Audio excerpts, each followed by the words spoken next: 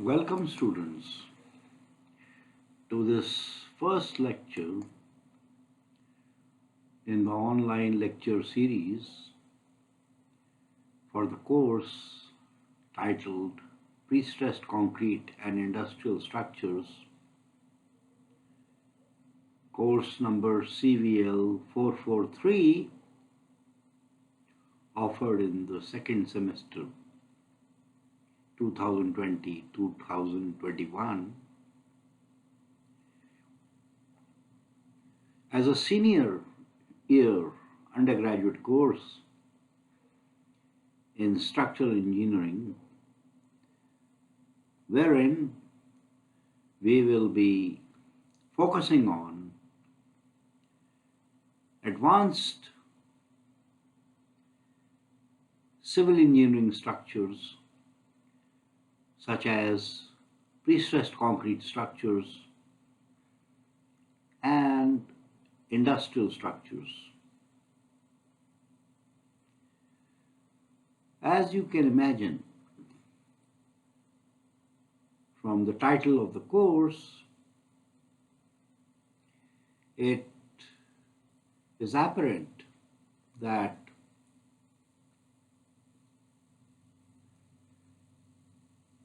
the scope of the present course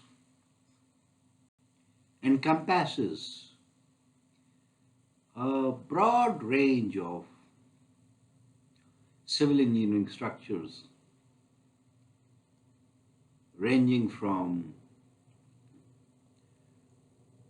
pre-stressed concrete structures to a variety of industrial structures. Typically, such a scope of discussion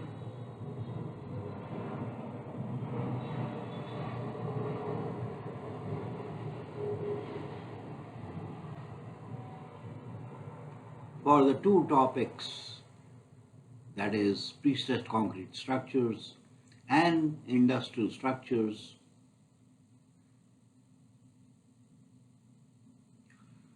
would require two different courses of study, and in general the topics or the types of civil engineering structures that are included in the scope of the present course are offered in two different courses. That is, one course that is dedicated to pre-stressed concrete structures, and another course, that is the second course, that is devoted to industrial structures. However, since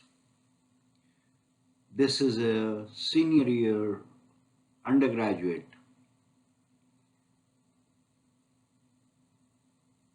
course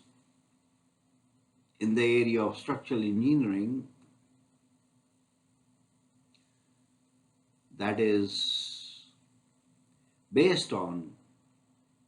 advanced civil engineering structures, both the diverse topics, that is pre-stressed concrete structures and industrial structures, have been included for discussion and study in a single course, and as a result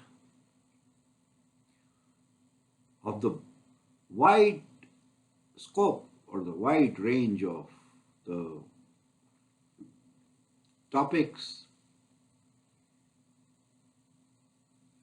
or the types of civil engineering structures that will be discussed in the scope of the present course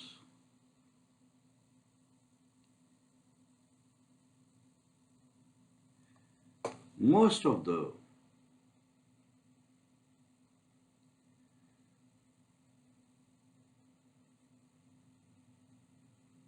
lecture content and material will be introductory and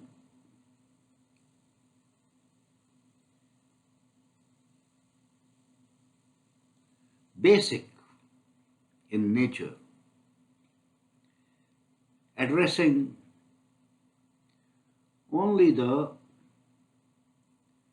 fundamentals and concepts of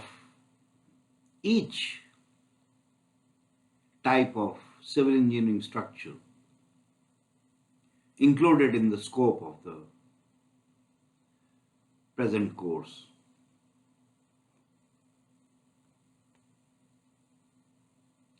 With that introduction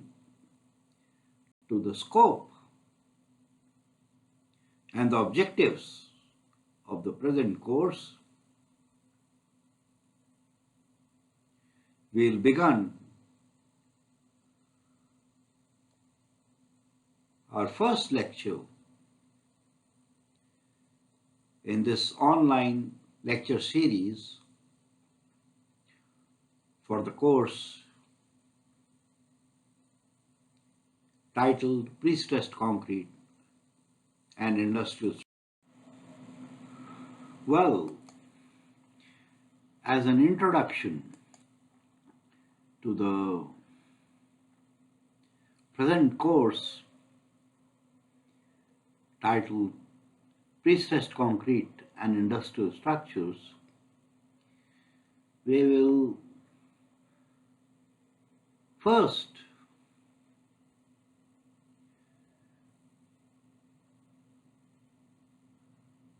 present the course outline and the syllabus that is planned for the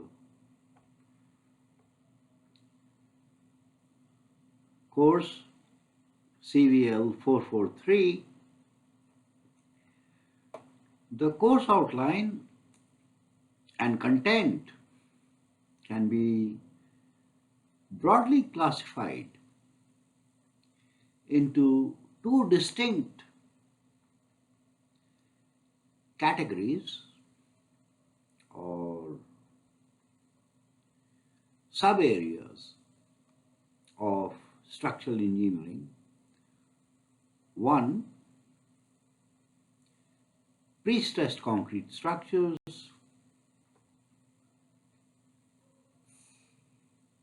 and two, industrial structures. Well, the topic of pre-stressed concrete structures and the course content related to pre-stressed concrete structures is self-explanatory. In this slide, the second topic or the specialized or specific area of advanced civil engineering structures, that is the second category of the present course CVL 443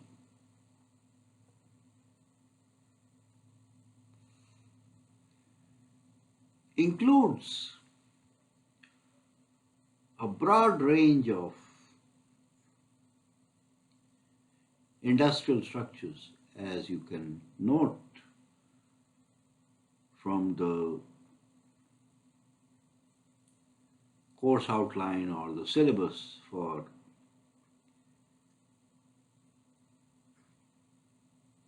the second topic or sub-area.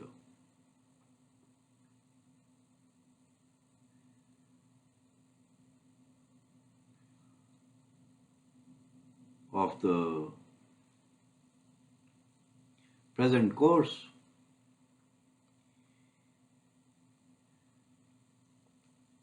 The industrial structures that are included in the scope of the present course CVL 443 range from cylindrical shell structures such as cylindrical water tanks to folded plates to chimneys, silos, and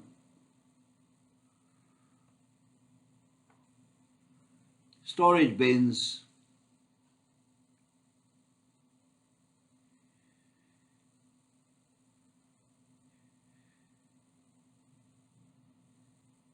including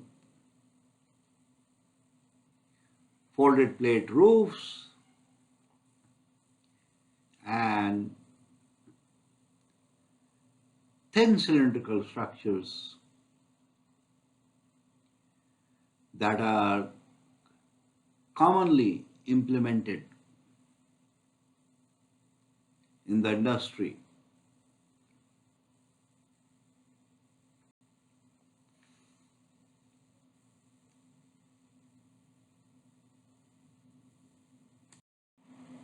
As an example of the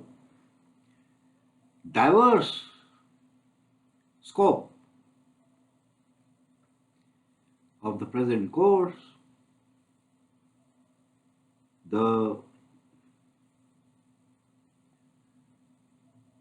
cylindrical cell structures that will be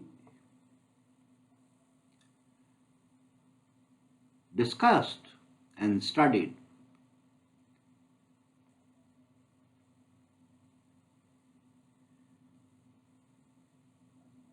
in the present course will include cylindrical water tanks as well as cylindrical pressure vessels.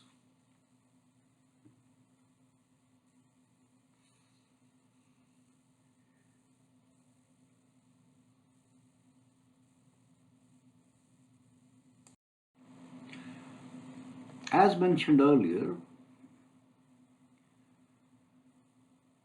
the vast scope of the present course would generally require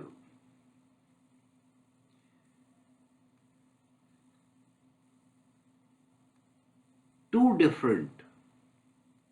courses, that is, one on pre-stressed concrete structures and the second one devoted to industrial structures, as in case of the postgraduate or graduate programs, wherein all the topics that are mentioned in the course outline and course content in the present slide are typically offered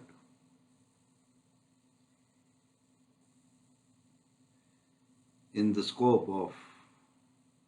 two different courses, that is a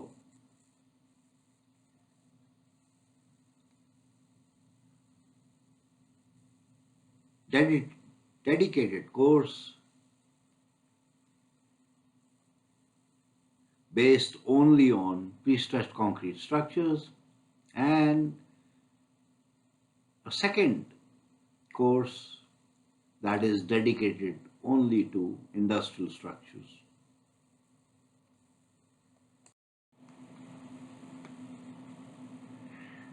A brief word about the grading policy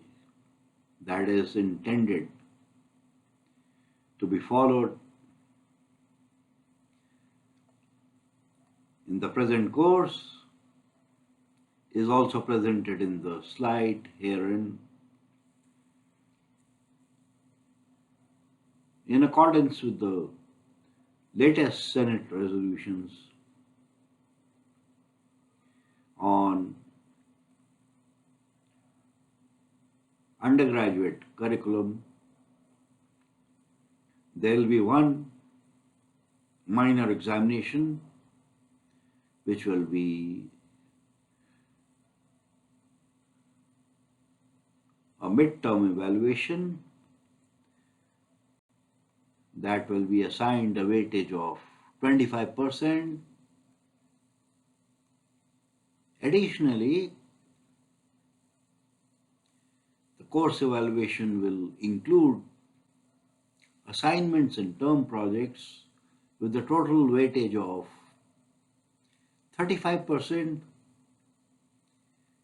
finally, there will be a major examination that will constitute the final evaluation in the course with a weightage of 40%.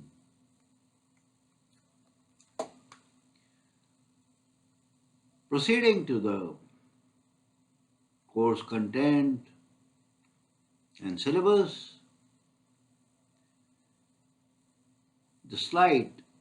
presented herein provides the names of some suggested textbooks that may be referred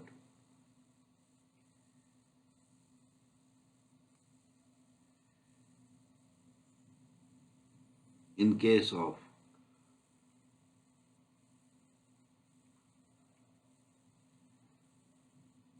any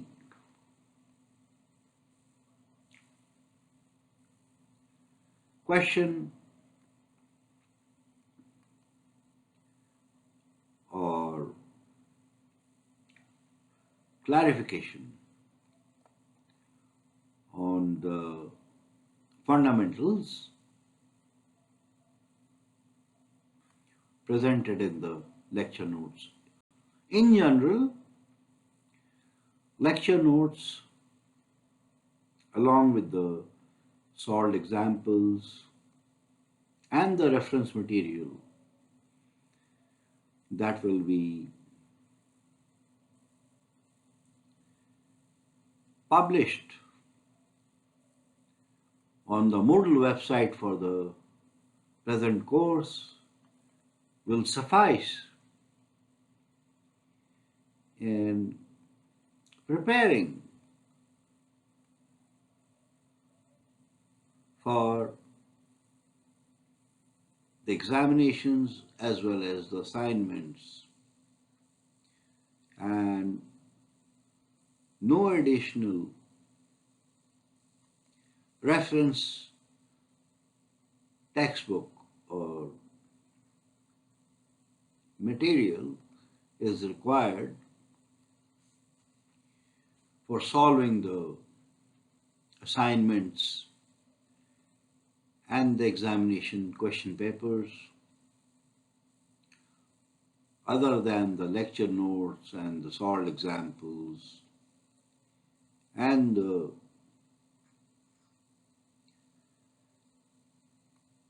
reference material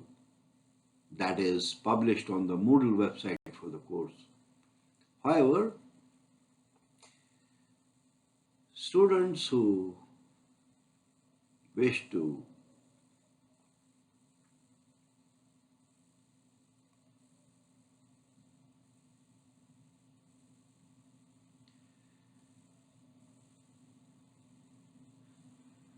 find out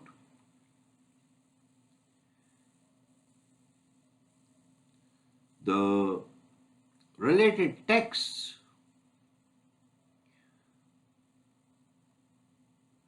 for self-study purposes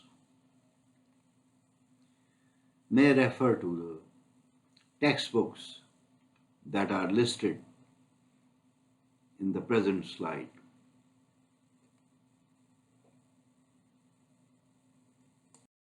In addition to the textbooks that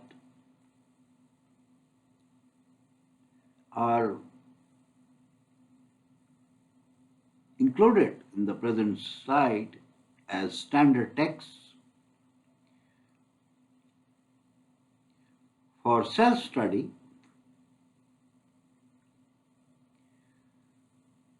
of the topics in the scope of the present course, the present slide also provides the titles and references of some advanced texts or advanced textbooks, as well as the Indian Standard Codes of Design Practice that will be required for solving the assignment and examination questions in the present course. Well, the references of the Indian Standard Codes of Design Practice, that is IS codes, which are required for purposes of reference for solving the assignment and examination questions,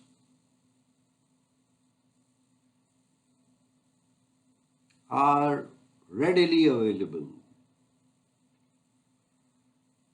on the Institute library website under the heading Standard Publications or Publications.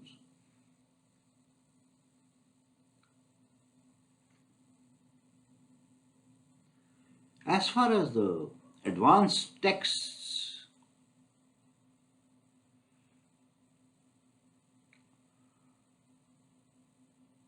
or the textbooks that are mentioned as reference textbooks in the present slide are concerned,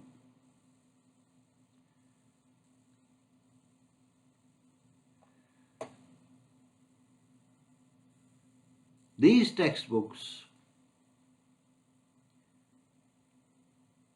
present advanced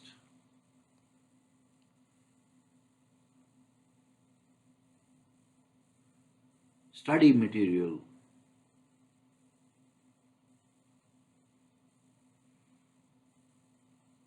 on the various topics of interest in this course, and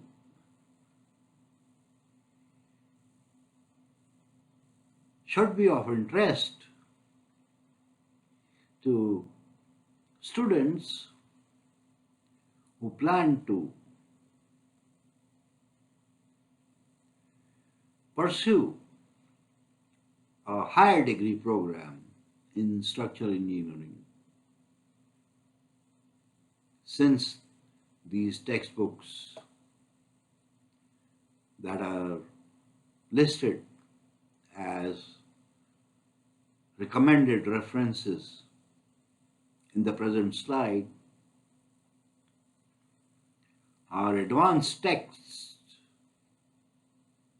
or literature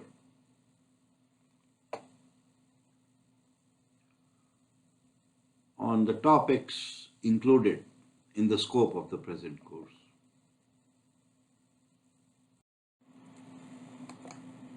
With that introduction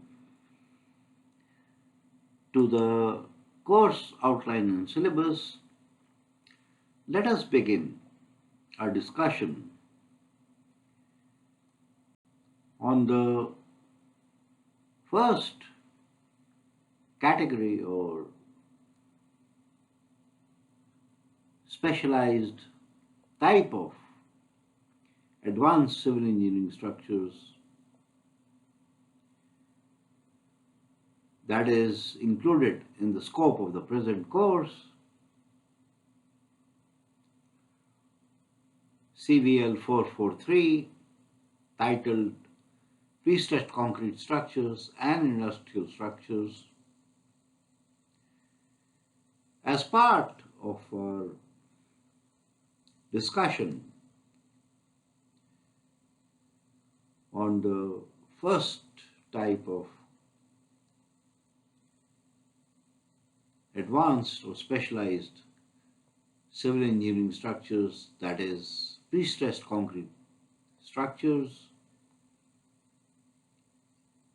we will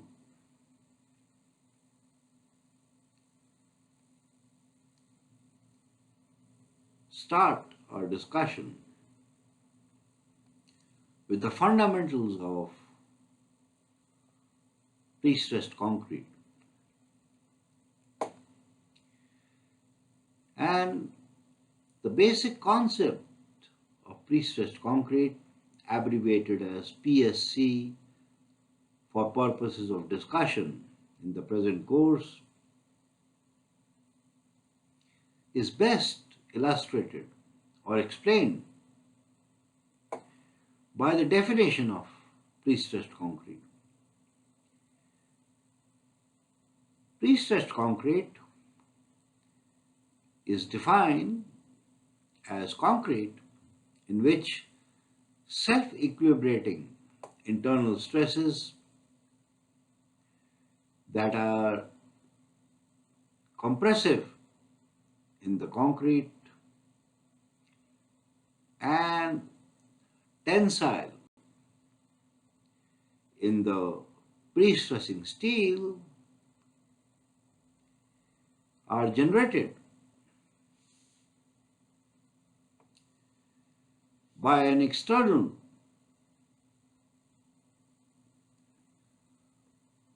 pre-stressing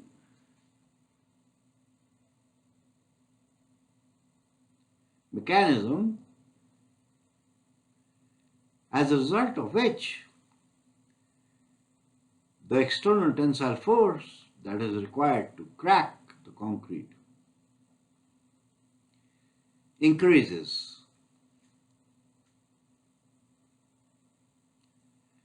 Provided that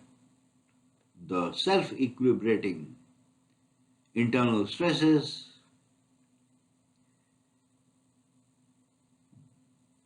have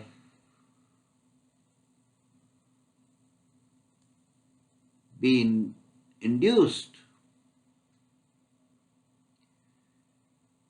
to predefined or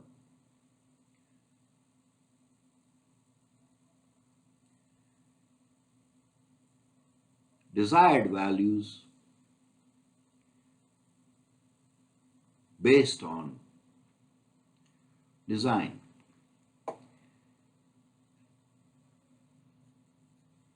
The pre-stressing of concrete to induce the above mentioned self-equilibrating internal stresses in concrete is most commonly implemented by tensioning the pre-stressing steel against the concrete. As an example of the pre-stressing mechanism, consider this elementary pre-stressed concrete structural element, that is a pre-stressed concrete bar or a PSC bar, which is a prismatic PSC bar with a square cross section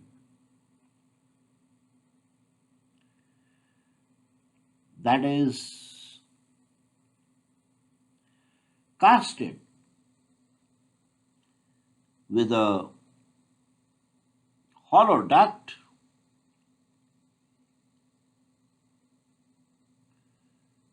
represented by the light green outline, and then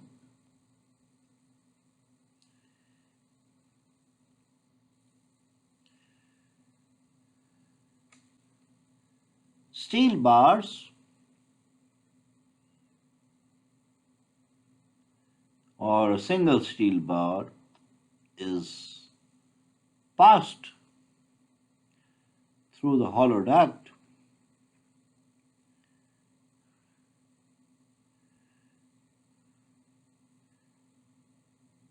the steel bar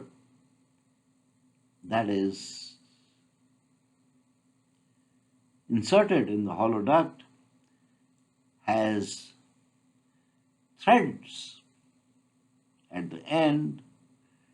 as an example,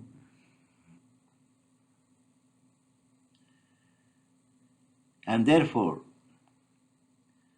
can be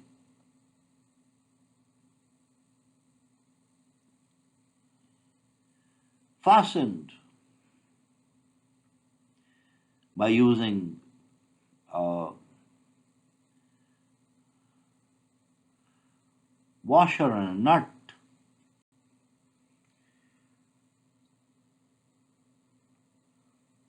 Fastener assembly at one end of the pre-stressed concrete bar, while the other end of the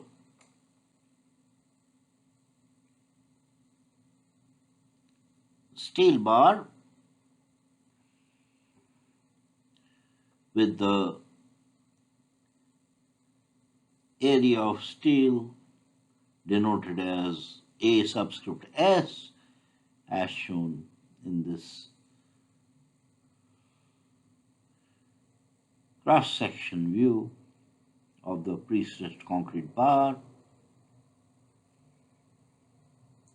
is tensioned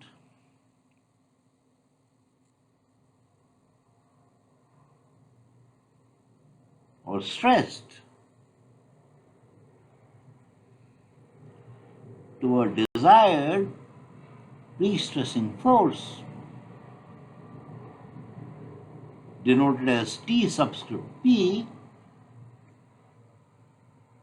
that is induced in the steel bar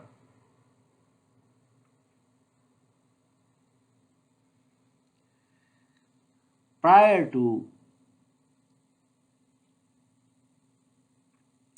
fastening or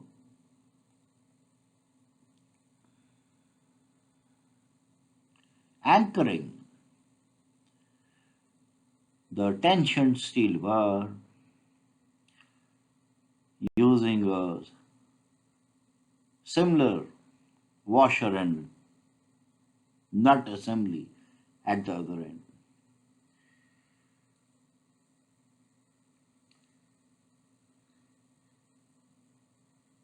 The concrete bar thus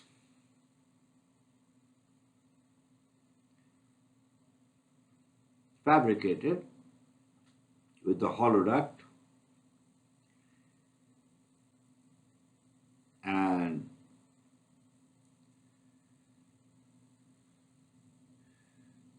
provided with a threaded steel bar with threads at both ends that is passed through the hollow duct by fastening the threaded steel bar at one end by using a washer and nut assembly, tensioning the steel bar at the other end using a jacking device to a desired pre-stressing force T subscript P, and subsequently securing or anchoring the tensioned steel bar using a similar nut and washer assembly at the jacking end,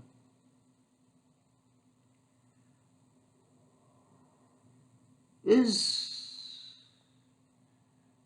an example of the most elementary pre-stressed concrete or PSC structural element, as we will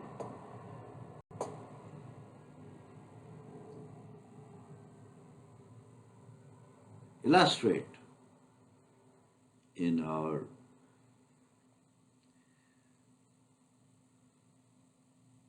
subsequent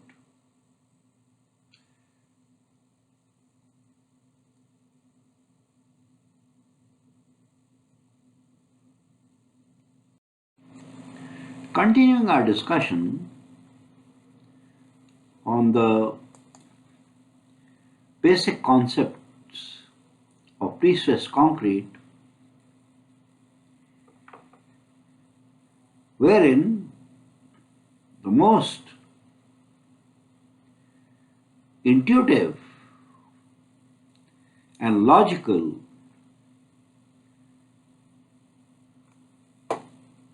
starting point of discussion is the mechanism of pre-stressing.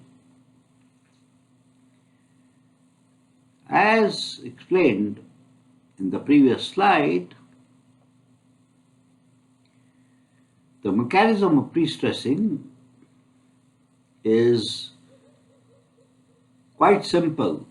yet fundamental in nature, since the pre-stressed concrete bar presented in the previous slide as an example of a post-tensioned concrete bar is pre-stressed to an initial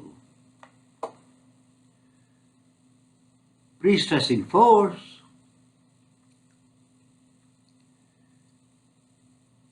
denoted as T subscript P, wherein the notation capital T signifies that the initial pre-stressing force is tensile in nature, while the subscript P signifies that the force, initial pre-stressing force, is induced by the virtue of pre-stressing. As discussed in the previous slide, the pre-stressed concrete bar is pre-stressed to an initial pre-stressing force Tp by tensioning the steel bar in the pre-stressed concrete bar against the concrete in the pre-stressed concrete bar to a pre-stressing force T subscript P, and subsequently, after completing the pre-stressing operation, fastening the steel bar, that is, anchoring the steel bar, that is considered to have threads at the ends, using anchors.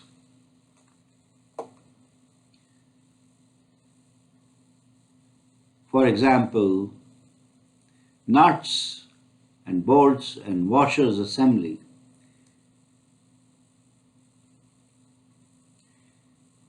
In case of the pre-stressed concrete bar with the threaded steel bar provided for pre-stressing with threads at the ends,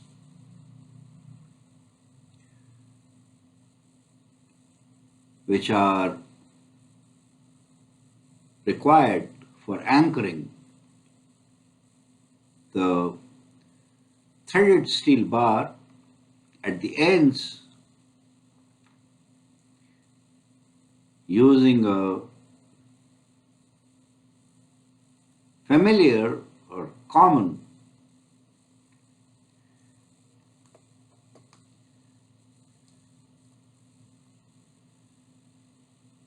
anchoring system, that is the common or well-known nuts, bolts and washers assembly. As a result of the pre-stressing, that is the generation of pre-stressing force Tp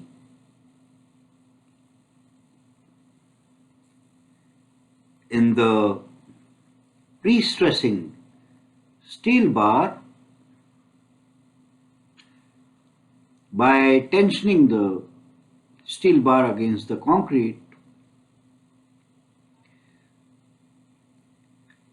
self-equilibrating initial internal compressive stresses are generated in concrete and counteracting internal tensile stresses are generated in steel.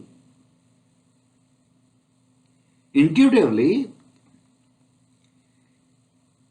these self-equilibrating initial internal pre-stresses that are generated in concrete and the steel bar in the pre-stressed concrete bar may be calculated or estimated in a straightforward manner by employing the basic formulations of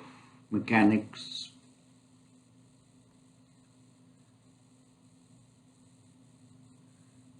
which suggest that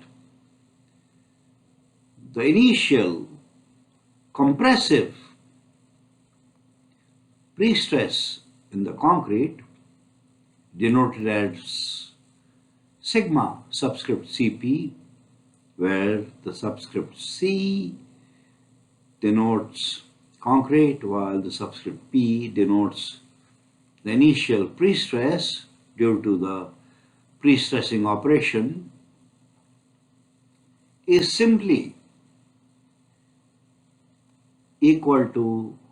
the pre-stressing force Tp divided by the cross-sectional area, that is the nominal or the gross cross-sectional area of the concrete section, AC, and is calculated as the width times the depth of the cross section in case of a pre-stressed concrete bar with a prismatic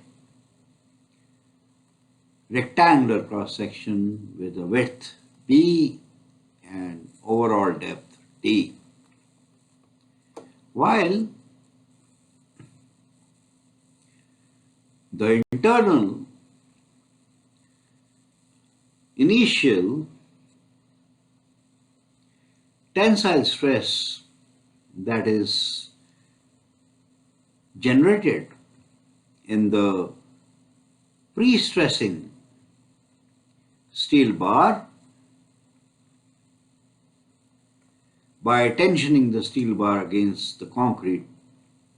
in the pre-stressed concrete bar may be estimated simply by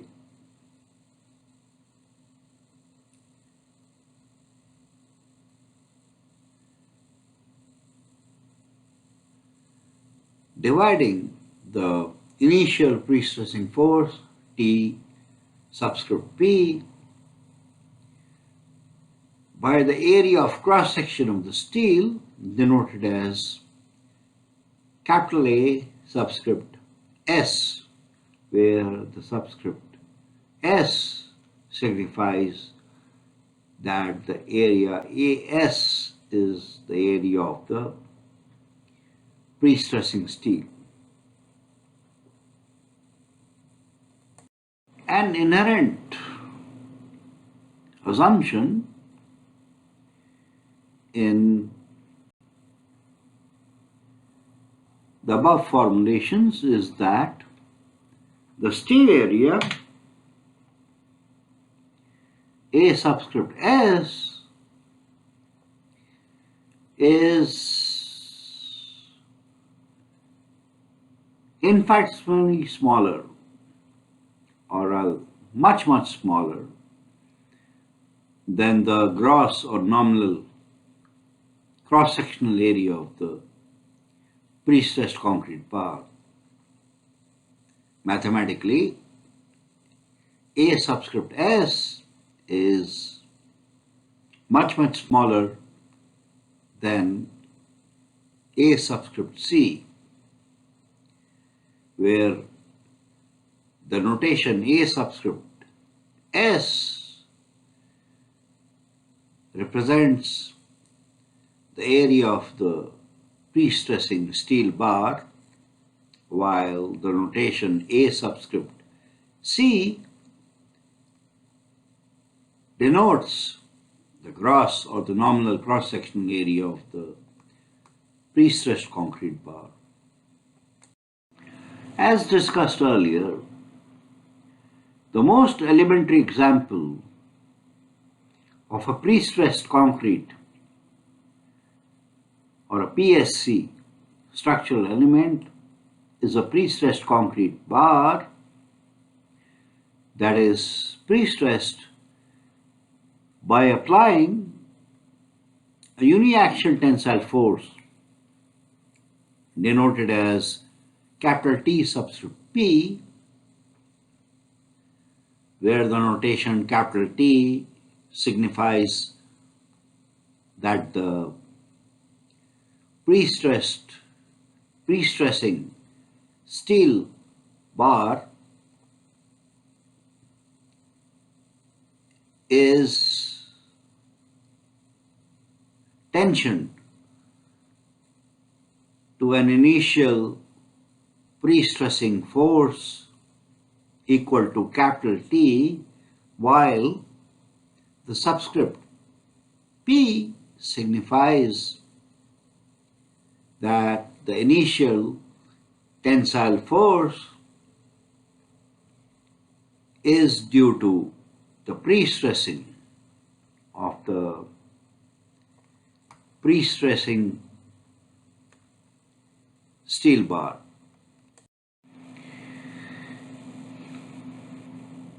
It is worthwhile to mention here that the definition of a bar in general, regardless of the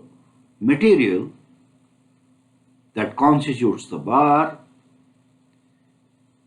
is that a bar is a structural element that is subjected to only uniaxial tensile or compressive forces, thus inducing only axial tensile or compressive forces in the bar. In the context of the pre-stressed concrete bar that was presented in the previous slide,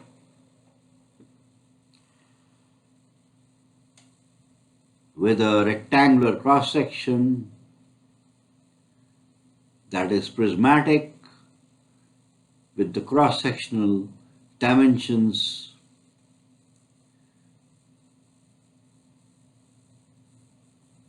consisting of the width B and overall depth D, thus resulting in the cross-sectional area of the concrete as A subscript C.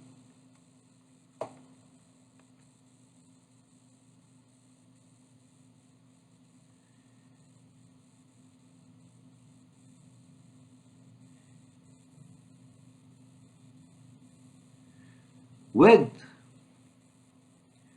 a pre-stressed steel bar that is tensioned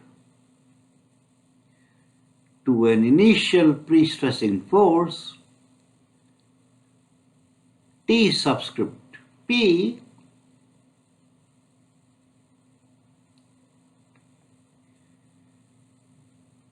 will be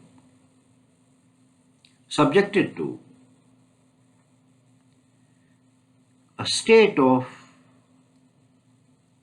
uniform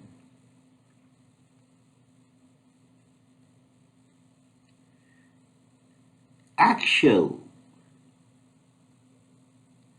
precompressive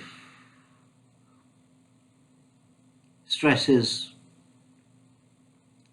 or uniform axial pre-stress that is compressive in nature and the distribution of the initial compressive stress or the pre-compressive stress in the pre-stressed concrete bar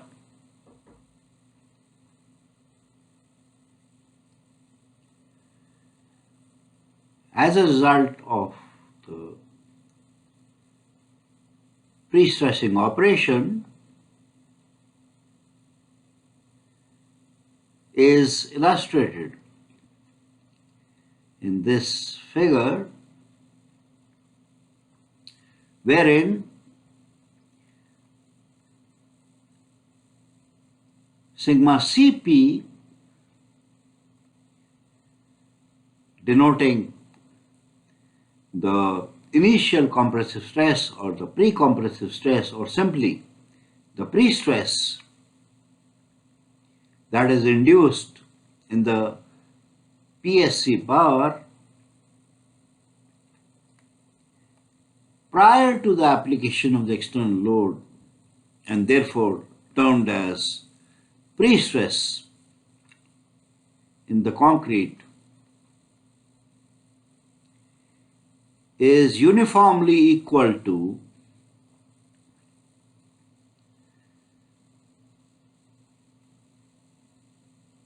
the ratio of the pre-stressing force,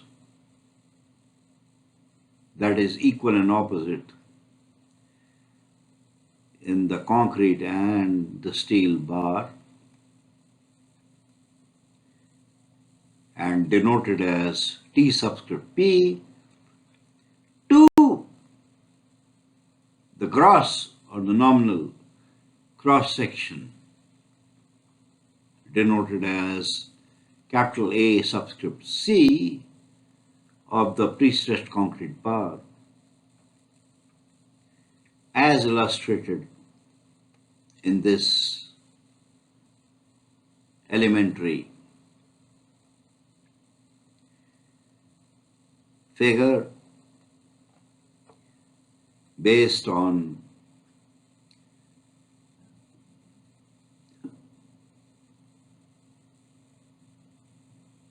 the assumption that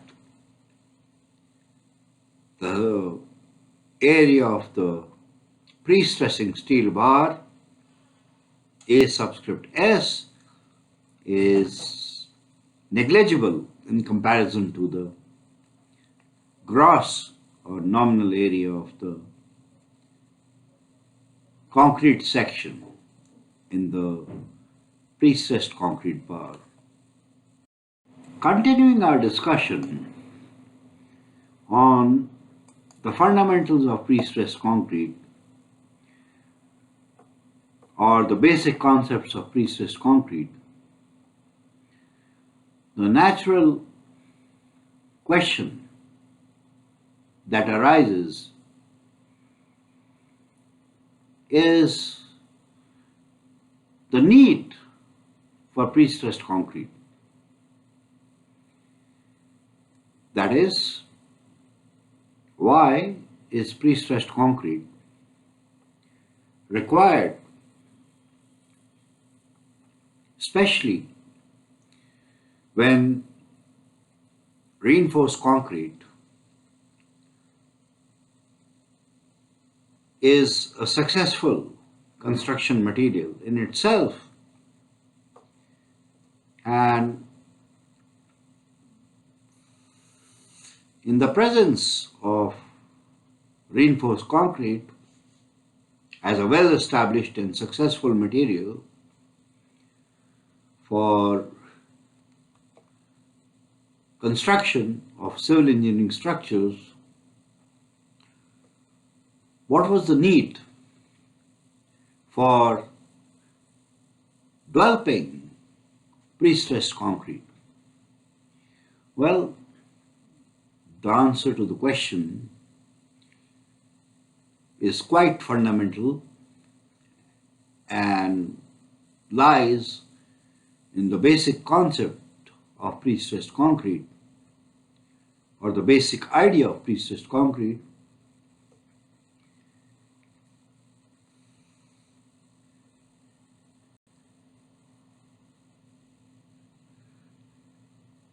the theoretical justification or the fundamental need for pre-stressed concrete in the presence of reinforced concrete is based on the material properties of concrete, that is plain concrete, which are: concrete is a material that is extremely weak in tension with a tensile strength or cracking stress or cracking strength denoted as sigma subscript CR,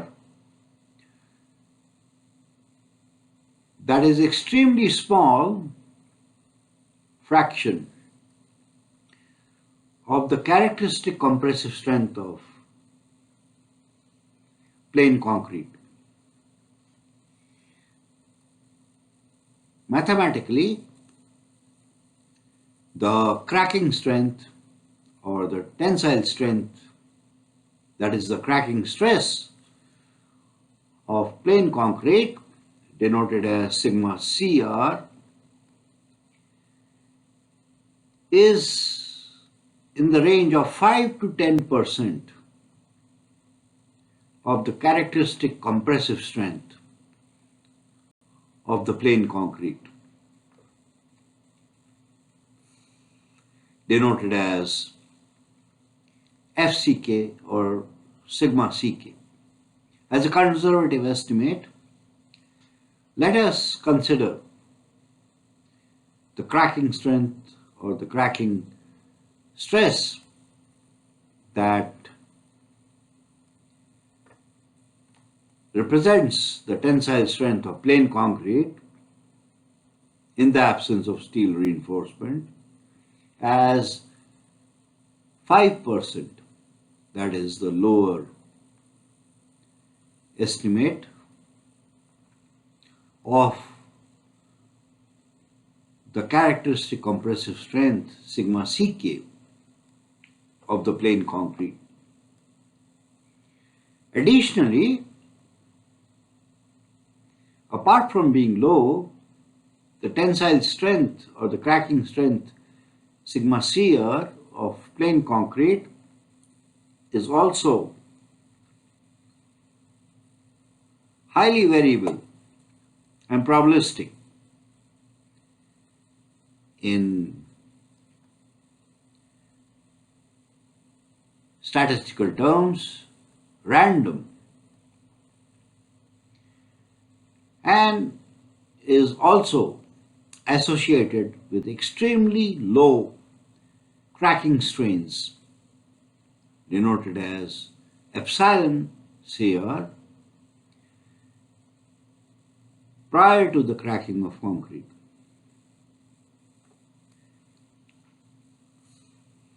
As a result,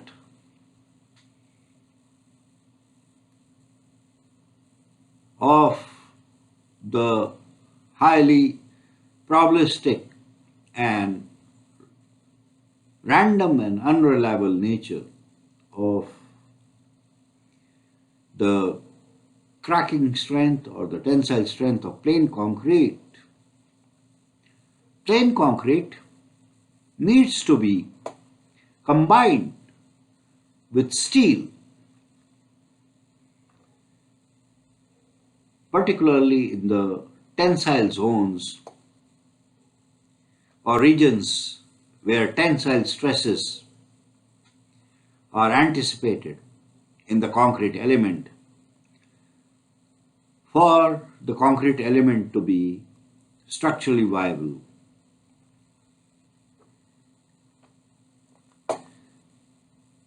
This particular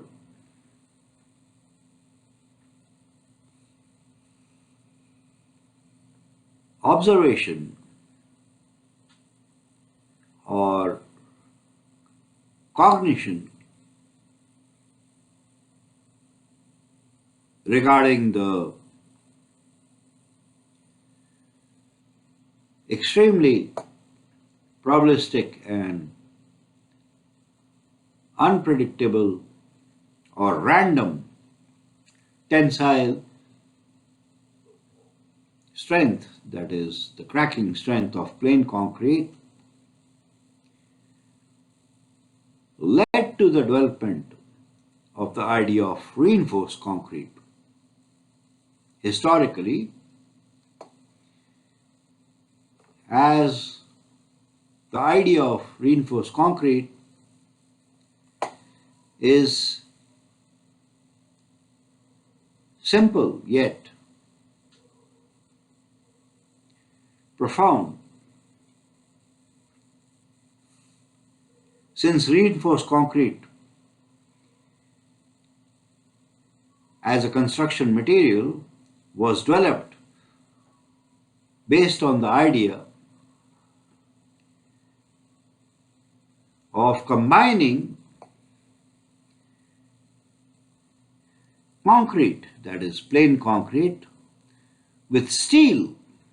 provided in regions where tensile stresses are anticipated or predicted in order to reinforce the plain concrete in the regions of tensile stresses or the tensile zones, thus resulting in the development of reinforced concrete, the oldest composite construction material that has been developed successfully after wood and brick masonry. In the next slide, we will be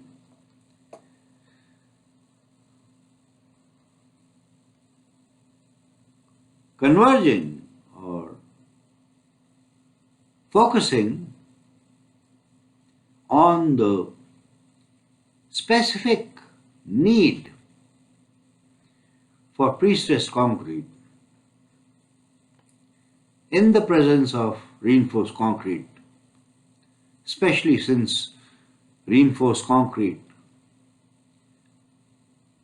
was already developed and established as a successful construction material for civil engineering structures by highlighting the idea or the need of pre-stressed concrete in the presence of reinforced concrete. Continuing our discussion on the need or the idea of pre-stressed concrete,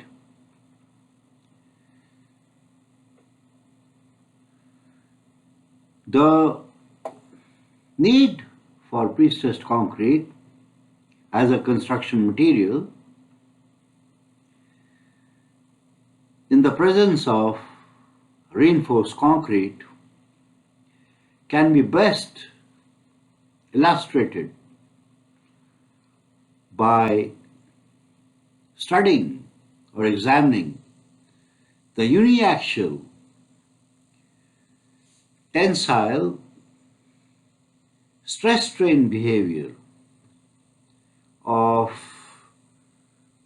plain concrete in comparison to reinforced concrete, and then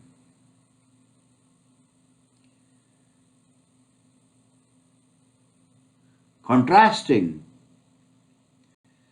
the uniaxial stress-strain behavior of pre-stressed concrete under the action of a uniaxial tensile force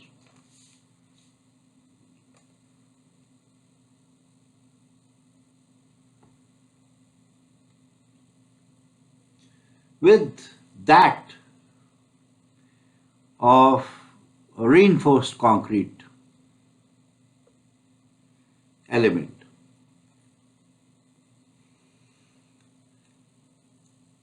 The present slide illustrates the comparison of the uniaxial stress-strain behavior of a plain concrete bar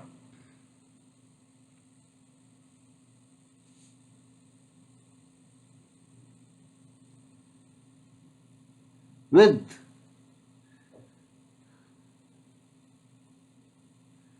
that of a reinforced concrete bar, both composed of M35 grade concrete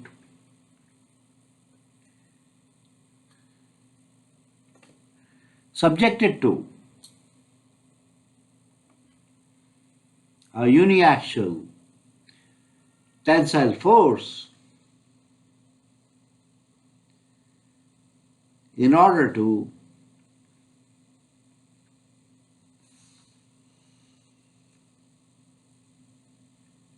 illustrate the basic advantage of reinforcing concrete, as in case of reinforced concrete structures,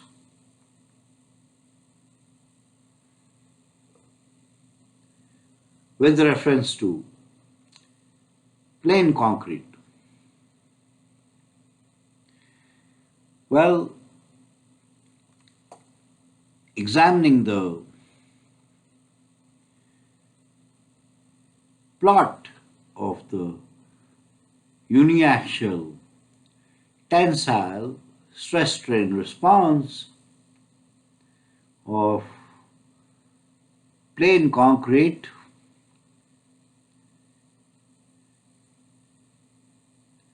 that is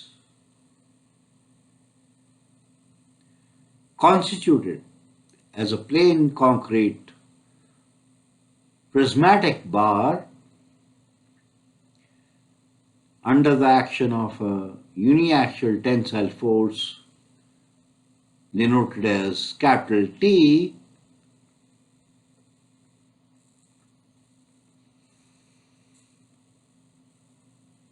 in comparison to the uniaxial tensile stress-strain behavior of a corresponding reinforced concrete bar composed of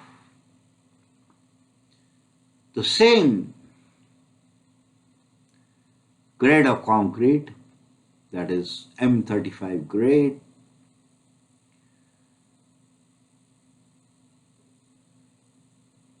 also subjected to a uniaxial tensile force denoted as capital T. The figure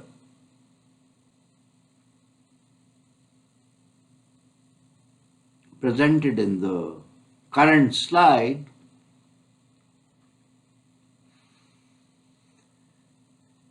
illustrates that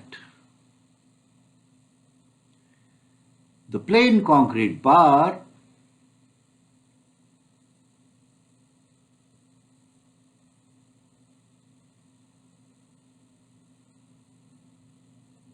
when subjected to to a uniaxial tensile force,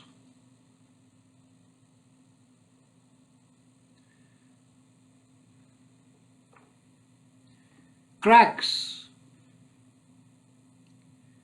at an average applied tensile stress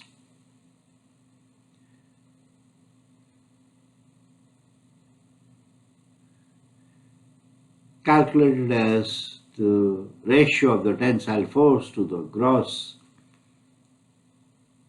or nominal area of the concrete bar equal to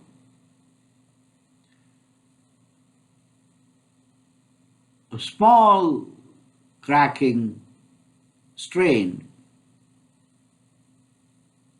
epsilon CR equal to 0.0002, that is 0.02%.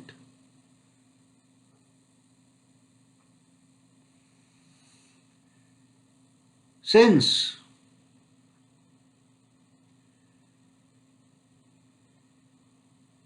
the plain concrete bar,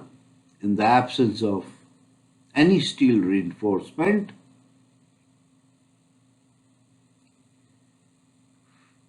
fails on the formation of the first crack, as illustrated in this figure, and subsequent to the formation of the first cracking, the plain concrete bar cannot resist or transmit any tensile stresses upon cracking. The ultimate tensile stress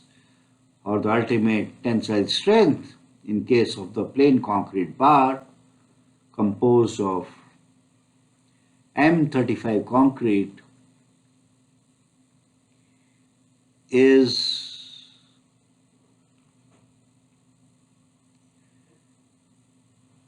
equal to the fracture strength or the fracture stress of concrete, that is 2 MPa, which is in the range of 5 to 10%.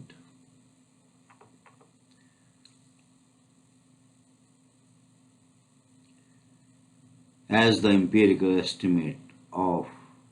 the cracking strength or cracking stress of plain concrete.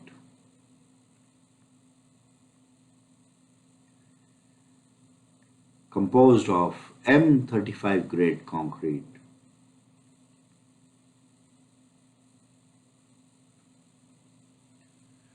Well, on the other hand,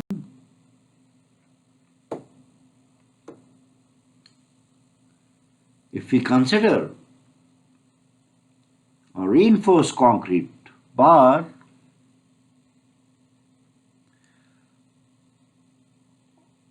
also composed with M35 grade concrete, subjected to a uniaxial tensile force,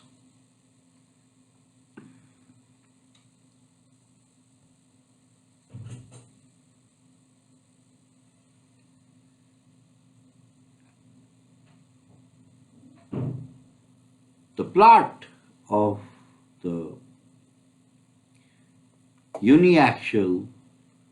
tensile stress strain response of the corresponding reinforced concrete bar with identical grade of concrete, that is M35 grade of concrete, and identical cross-sectional dimensions for the prismatic concrete bar, that is, cross-sectional width B and overall depth of the cross-section capital D, then the plot of the uniaxial stress strain response of the reinforced concrete bar with identical geometry and identical grade of concrete as the plain concrete bar is presented in this graph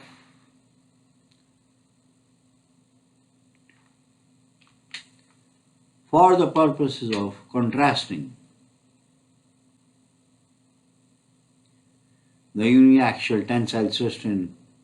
behavior of reinforced concrete bars with plain concrete bar. And as one can note from this graph presented in the current slide,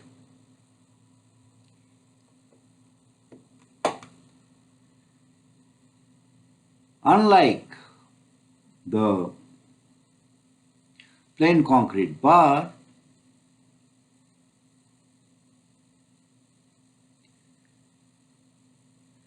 the reinforced concrete bar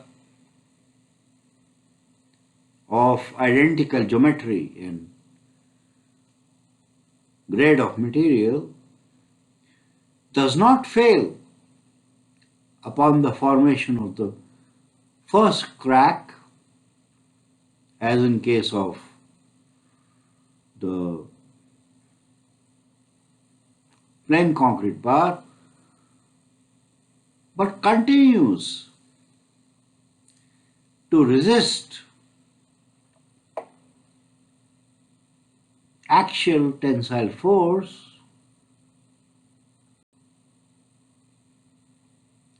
and transmit the axial tensile force across the cracks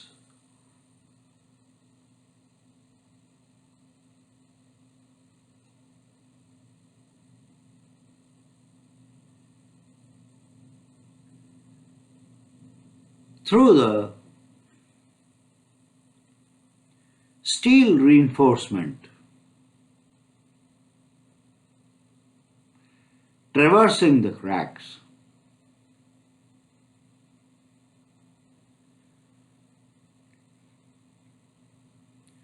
And the reinforced concrete bar constituted with concrete of identical grade with identical geometry as the plain concrete bar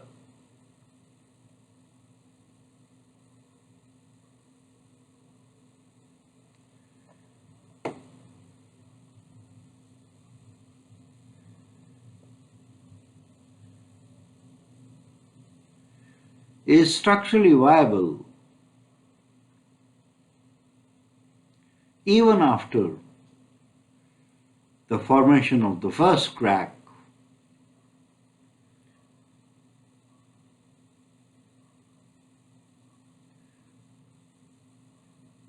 in comparison to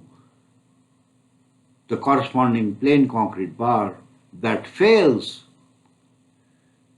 structurally after the formation of the first crack. Since the reinforced concrete bar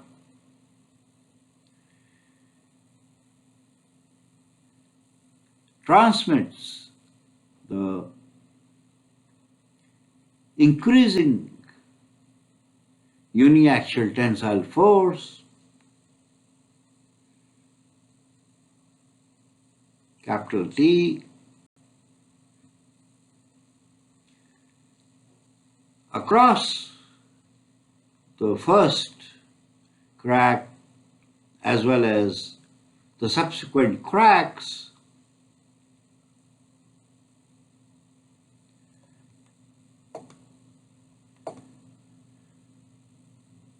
by virtue of the steel reinforcing bar that is provided in the reinforced concrete bar.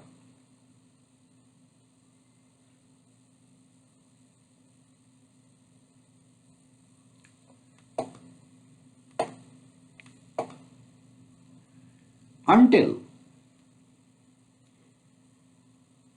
the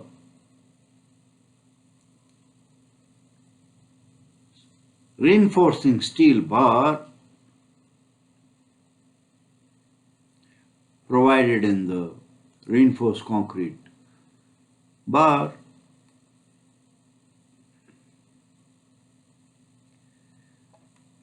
fails or yields under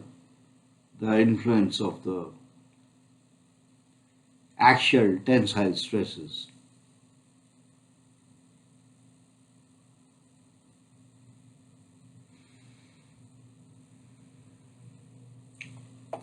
To summarize the discussion based on the present slide,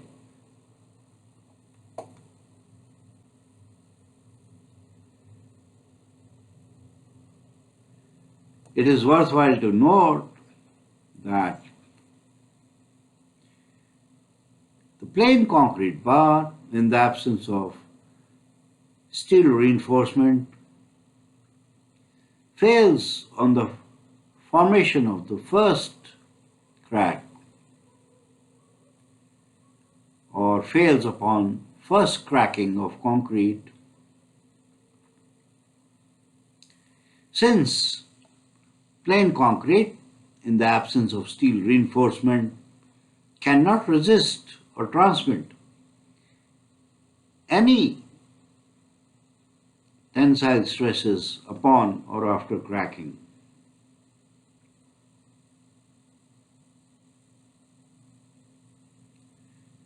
In contrast to the plain concrete bar, a reinforced concrete bar with an identical geometry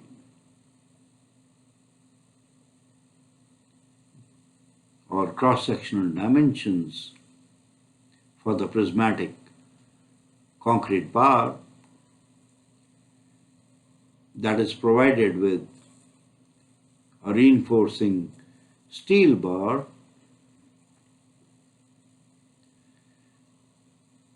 does not fail upon the formation of the first crack,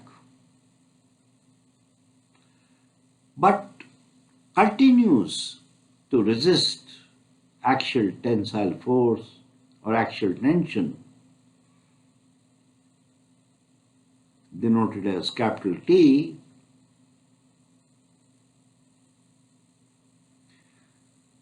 by transmitting the axial tensile force across the cracks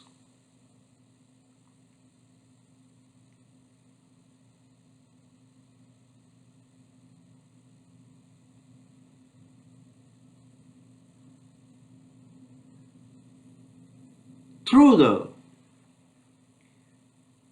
steel reinforcing bar.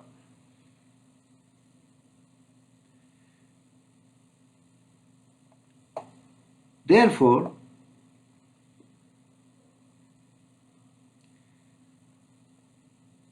in case of plain concrete bar,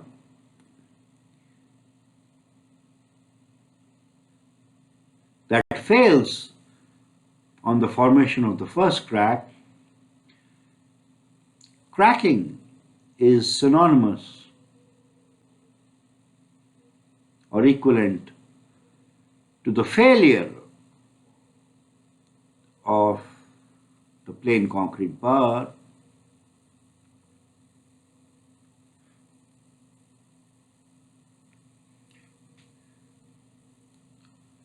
however, in case of the corresponding reinforced concrete bar of identical geometry and material,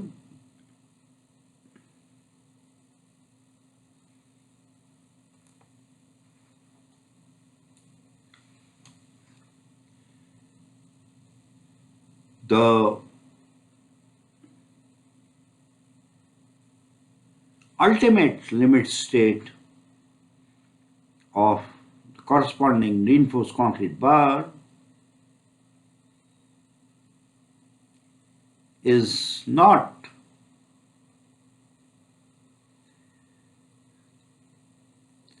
the cracking state,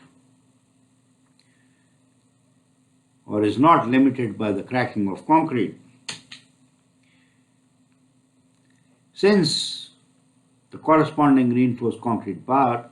of identical geometry and material continues to resist the axial tensile stress by transmitting the axial tensile force across the cracks,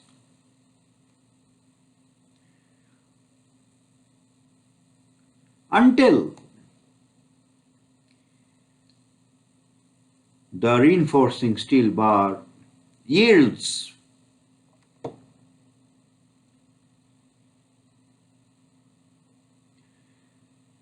That is defined as the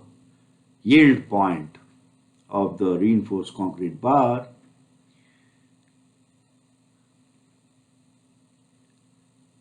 or the yield limit state of the reinforced concrete bar, that occurs at a much higher axial tensile stress than the cracking stress of plain concrete bar.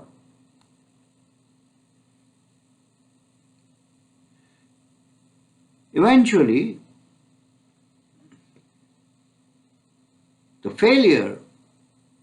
of the reinforced concrete bar occurs, or is identified as the rupture of the steel reinforcing bar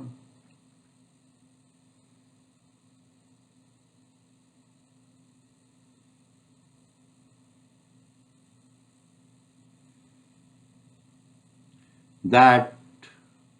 is represented in this graph as the dotted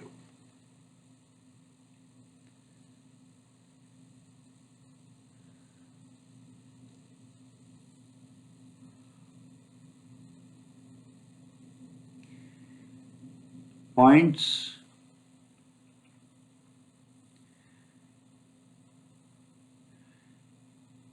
and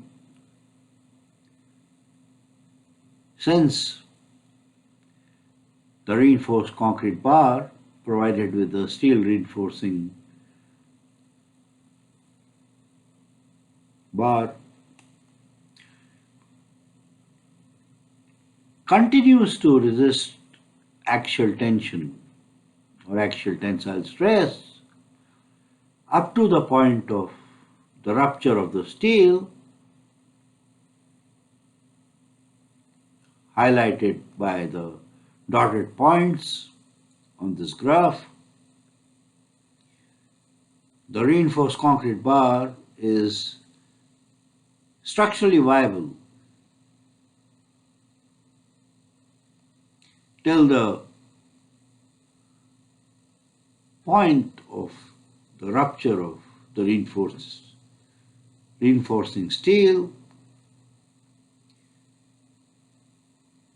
while the plain concrete bar fails upon the formation of the first crack as soon as the cracking stress is reached.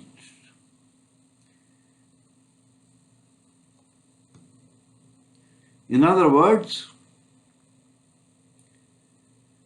the reinforced concrete bar of identical geometry and grade of concrete as the plain concrete bar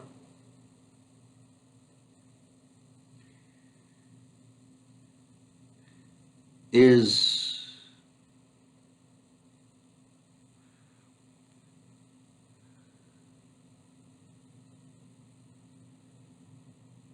structurally viable up to the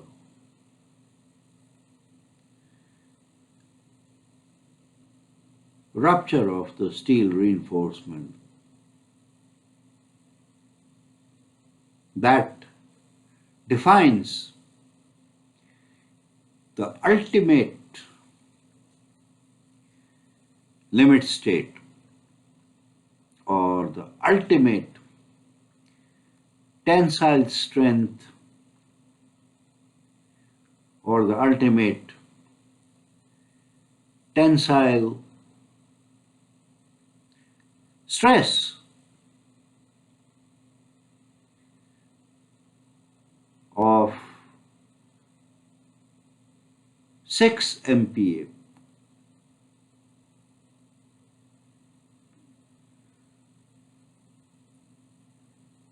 As represented in this figure by the notation sigma subscript Cu.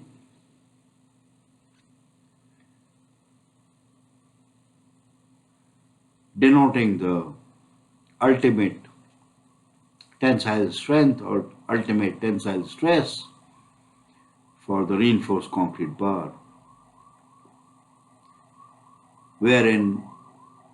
the subscript C signifies concrete,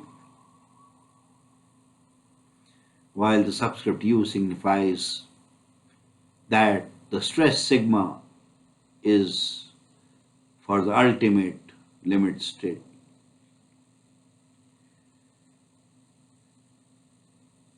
In summary, the ultimate limit state for a reinforced concrete bar of identical geometry and grade as a plain concrete bar is much higher than corresponding plain concrete bar of identical geometry and grade of concrete. In the context of this particular uniaxial stress strain behavior illustrated in the graph on the present slide, the ultimate tensile stress or ultimate tensile strength sigma Cu for a reinforced concrete bar is shown as 6 MPa.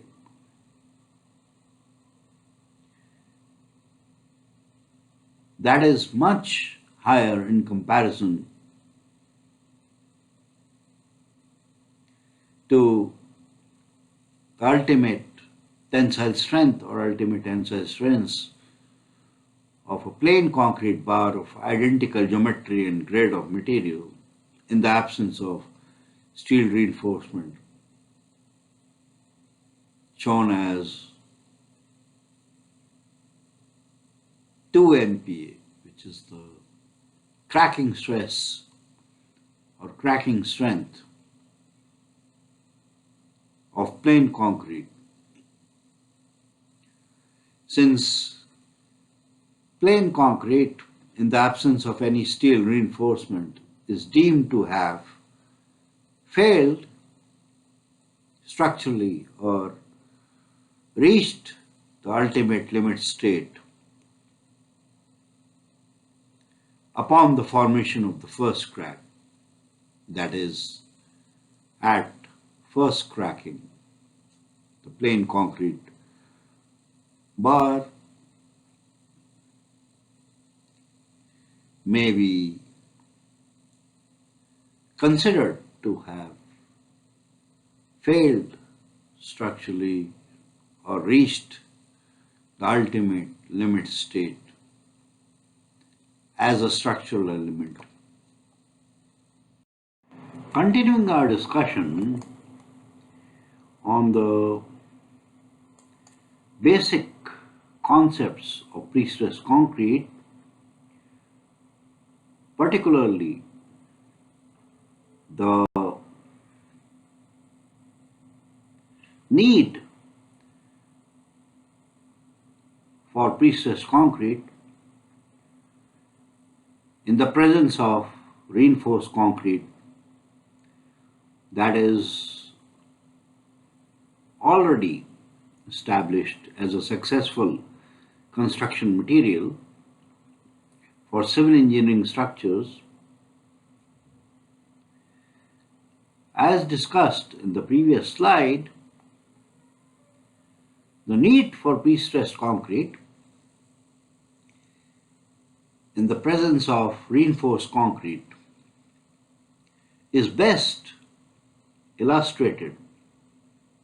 and understood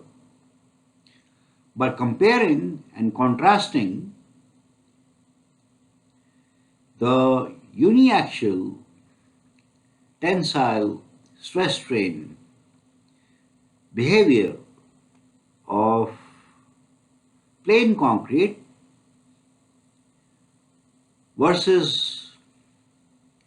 reinforced concrete first, and then comparing and contrasting the uniaxial tensile stress strain behavior of pre-stressed concrete with that of the reinforced concrete as well as plain concrete, each of which subjected to a uniaxial tensile force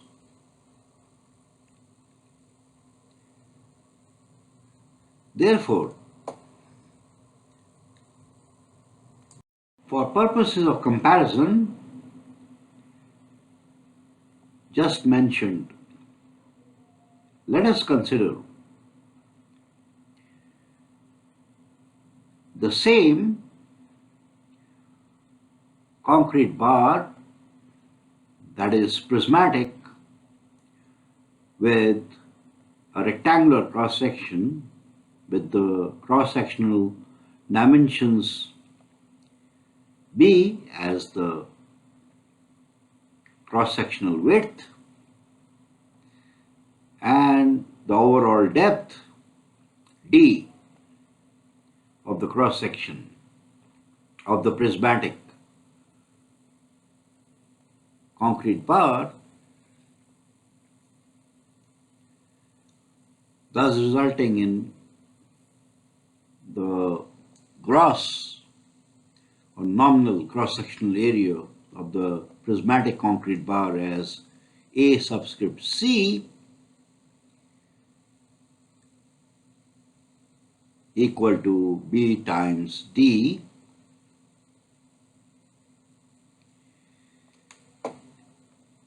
Considering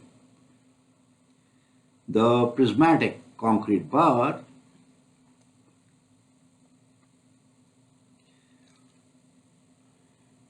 in three states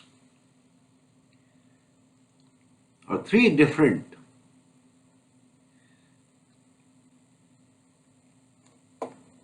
configurations. That is, one, as a plain concrete bar, wherein the prismatic concrete bar is not provided with any steel reinforcement.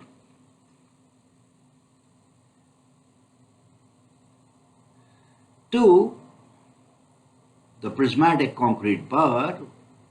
with the rectangular cross section provided with a concentric steel bar as the reinforcing steel,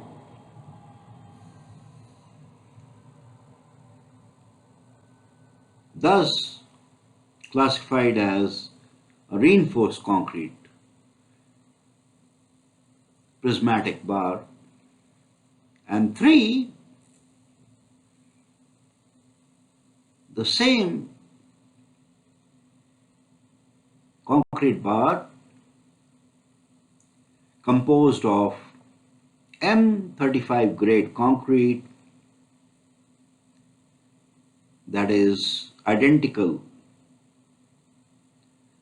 to the grade of concrete in the corresponding reinforced concrete bar,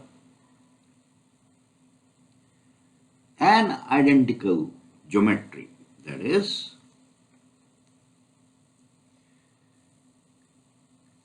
the prismatic concrete bar with the rectangular cross-section of cross-sectional dimensions B as the width and overall depth D,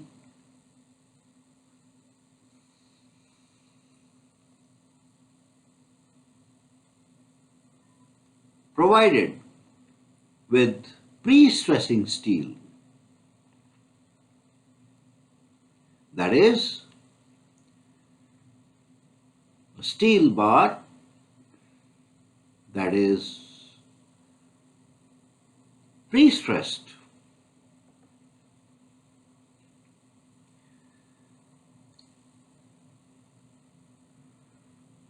to a desired or designed pre-stressing force, thus inducing predefined or pre-designed self-equilibrating internal stresses in both the steel bar as well as the concrete, wherein the internal stresses in the steel bar are obviously tensile in nature, while the equilibrating stresses in the concrete are compressive in nature, as discussed earlier. Proceeding with the comparison of the uniaxial stress-strain response of the pre-stressed concrete bar provided with pre-stressing steel bar, that is pre-stressed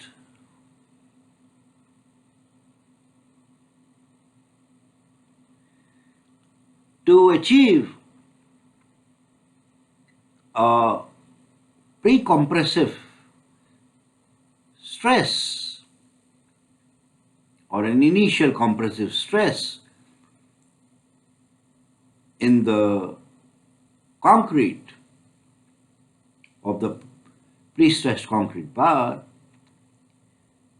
corresponding to a pre-compressive strain or pre-strain denoted as epsilon Cp, that in this case is equal to minus 0.0003, that is minus 0.03%.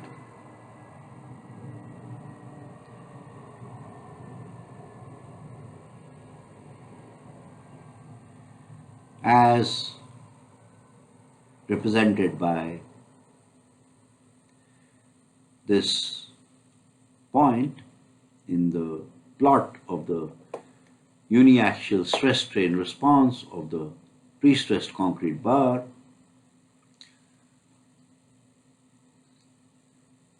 superimposed with the corresponding plots for the plain concrete bar and the reinforced concrete bar of identical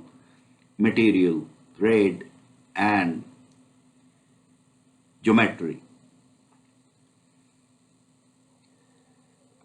It is worthwhile to note here that the pre-strain that is induced by the pre-stressing force in the pre-stressing steel bar in the case of the pre-stressed concrete bar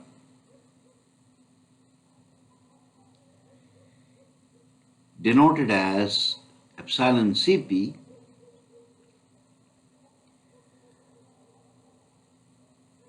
corresponds to a pre-compressive stress of minus 2 MPa, denoted as sigma subscript Cp. In the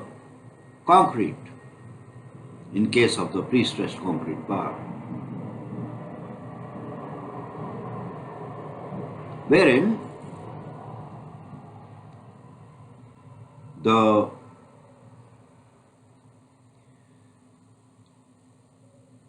subscript C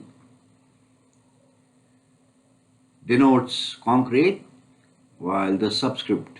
P denotes or signifies that the pre-compressive stress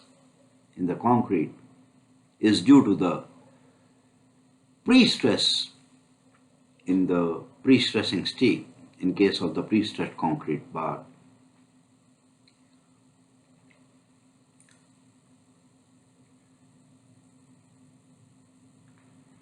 The pre-compressive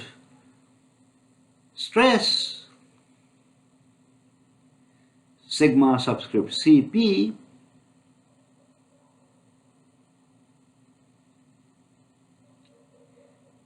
shown as equal to minus 2 MPa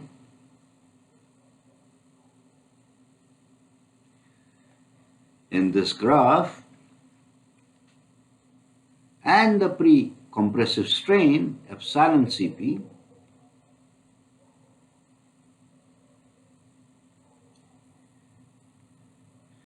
shown as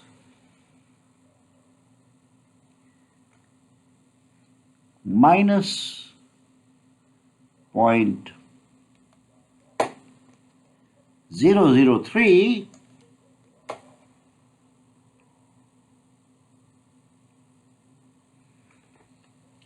where the minus sign signifies that the pre-compressive stress sigma Cp and the precompressive strains epsilon Cp are compressive in nature in the concrete, in case of the pre-stressed concrete bar,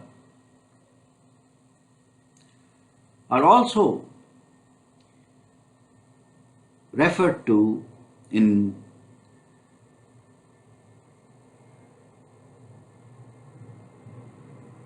the terminology of pre-stressed concrete as the pre-stress epsilon Cp and the pre-strain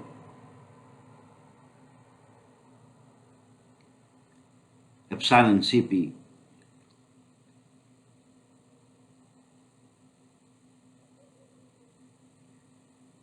thus signifying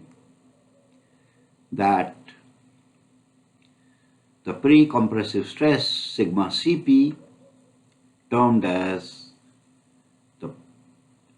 pre-stress and shown equal to minus 2 MPa in this graph, and the precompressive strain epsilon Cp shown as minus 0.0003, that is minus 0.03% in this graph, are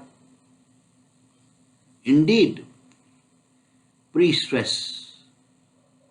and pre-strain in the concrete that exist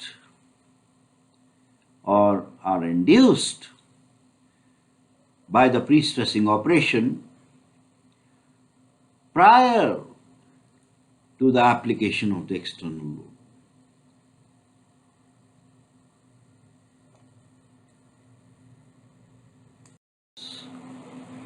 To summarize the discussion,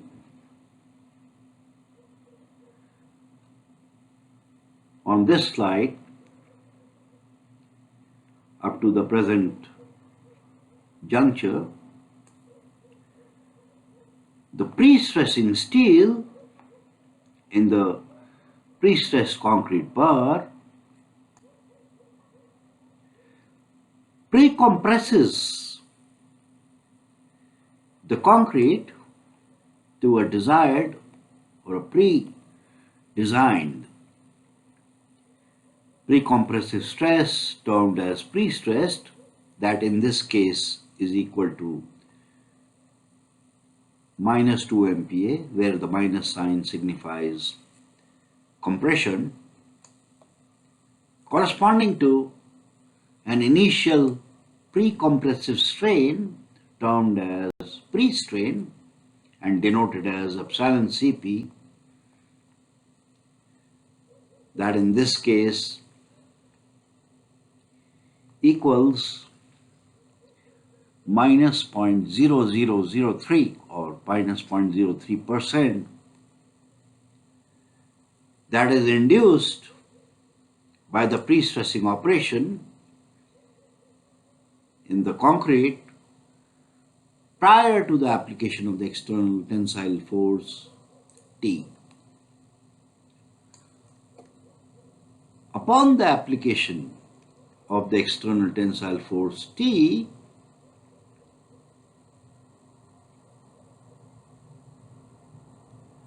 the external tensile load has to first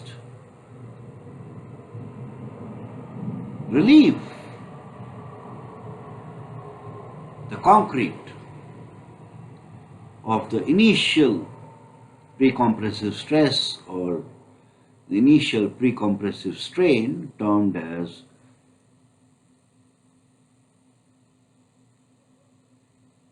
pre-stress or the pre-strain,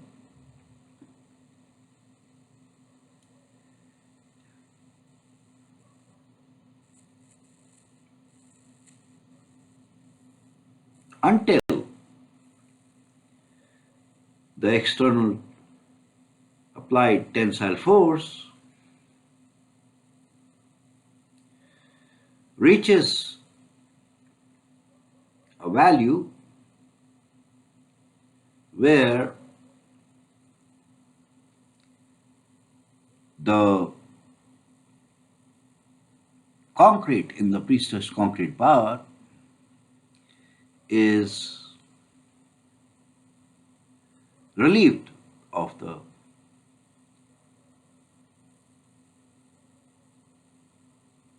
initial pre-stress or the initial pre-strain,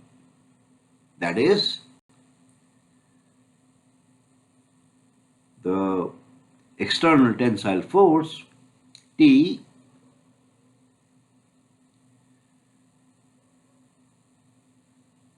contracts and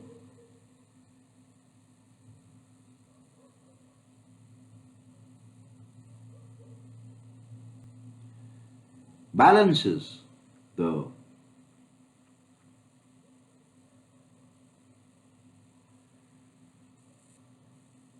initial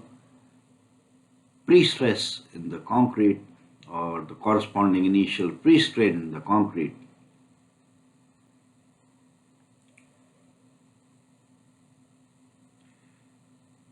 In other words, as the external tensile force T increases from 0 and therefore the externally applied average tensile stress sigma C increases from 0, the concrete in the pre-stressed concrete bar has to be first relieved of the initial pre-stress denoted as sigma Cp, shown in this graph as 2 MPa compressive, or the initial pre-strain denoted as epsilon Cp, shown in this graph as minus 0.0003 or minus 0.03%, before concrete can enter the tensile range of stresses. As a result, by virtue of the initial pre-stress in the concrete, sigma Cp, or the initial pre-strain corresponding to the initial pre-stress,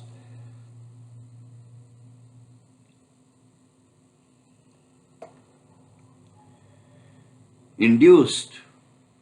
by the pre-stressing operation in case of the pre-stressed concrete bar,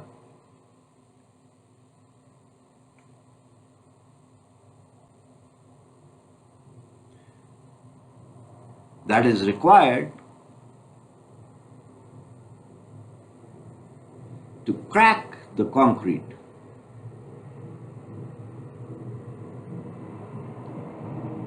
is much higher than in case of the corresponding reinforced concrete bar or the plain concrete bar. Since the externally applied average tensile stress has to first overcome the initial pre-stress in the pre-stressed concrete bar induced by the pre-stressing operation before concrete can enter the tensile range of stresses and reach the cracking strength, that is, the average tensile strain, epsilon C, required for cracking the concrete. Alternatively, one can also interpret that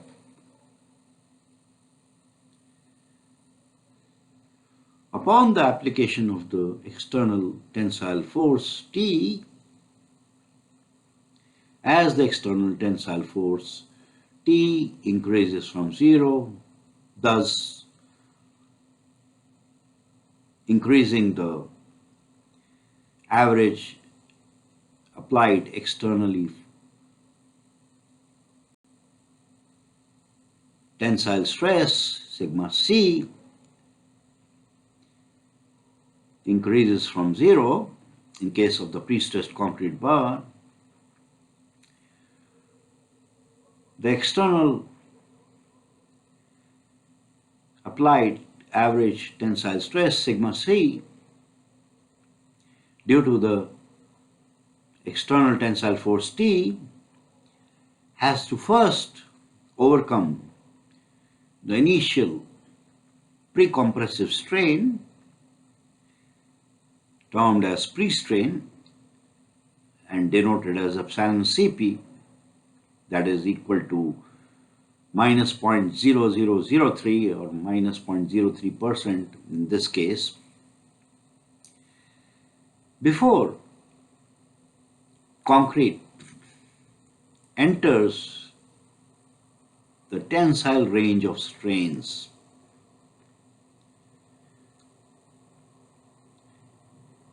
And thus,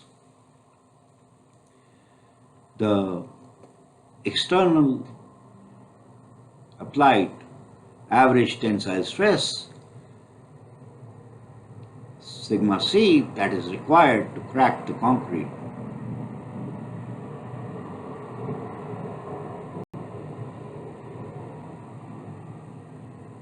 at the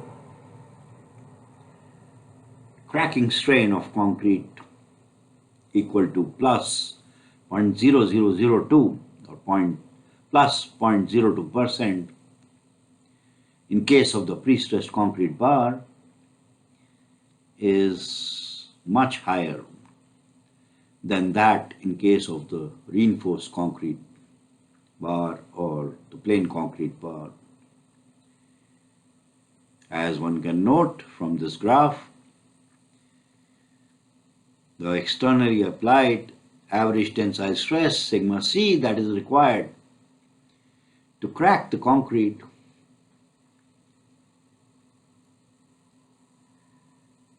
that is to reach or achieve the cracking strain of 0.0002 for concrete is 5 MPa, that is 2.5 times or 2.5 times the cracking stress of concrete in case of the plain concrete bar or the reinforced concrete bar.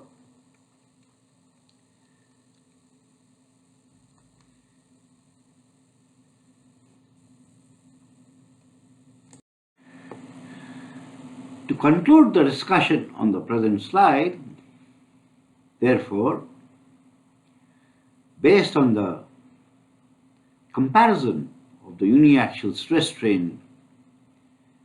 behavior of a pre-stressed concrete bar with corresponding reinforced concrete bar or plain concrete bar that have identical geometry and are composed of an identical grade of concrete,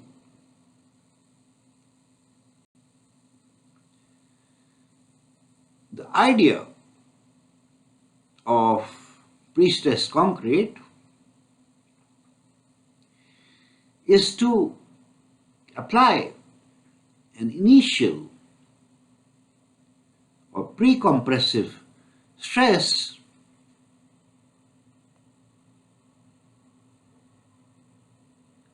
thus inducing an initial or pre-compressive strain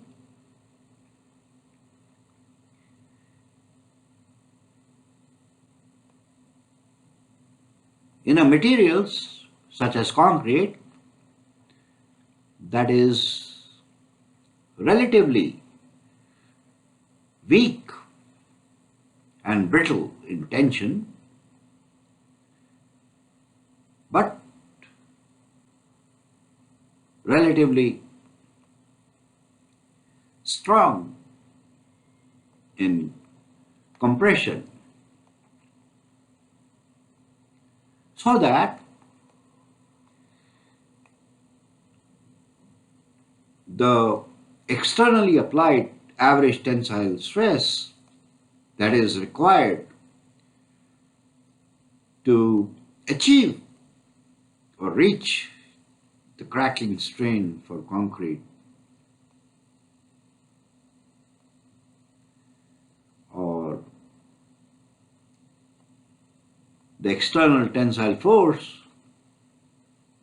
T required to crack the concrete is considerably enhanced in comparison to the reinforced concrete or plain concrete. Simply by the virtue of the pre-compressive stress termed as pre-stressed or the pre-compressive strain termed as pre-strain induced by the pre-stressing operation in case of the pre-stressed concrete bar. Therefore, summarizing the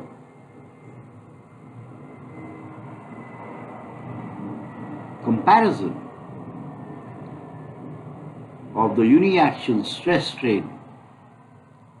behavior of plain concrete versus reinforced concrete versus pre-stressed concrete,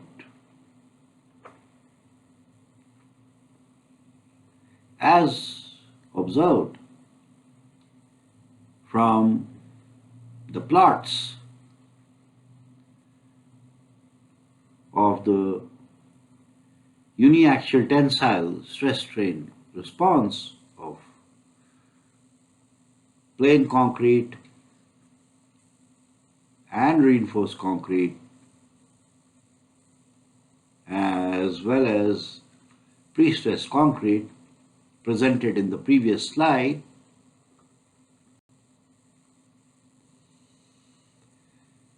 the salient stress strain parameters for the three different types of concrete considered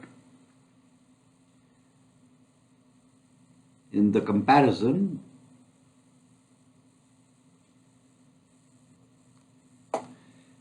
can be summarized in a tabular format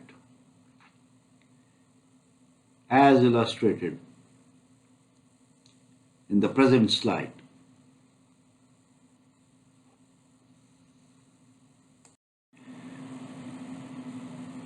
Hence, comparing and contrasting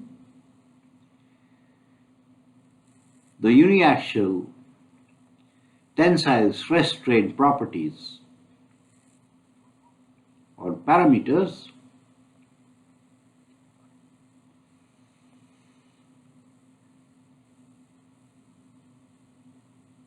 for plain concrete with reinforced concrete, and then for pre-stressed concrete with both plain concrete and reinforced concrete, as displayed in the plots of the uniaxial tensile stress strain response of each type of concrete bar,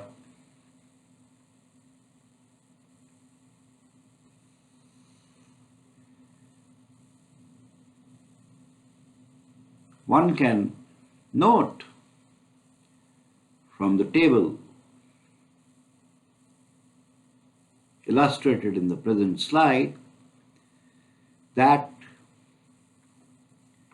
in case of the plain concrete bar that is composed of M35 grade concrete,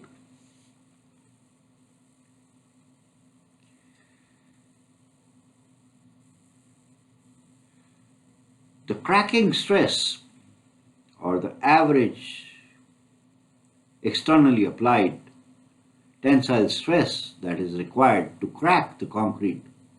denoted as sigma CR,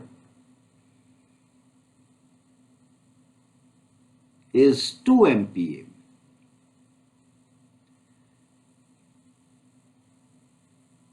As displayed in the plot for the plain concrete bar in the previous slide. That corresponds to a cracking strain on an average applied strain at cracking, denoted as epsilon CR, equal to 0.0002, that is 0.02%.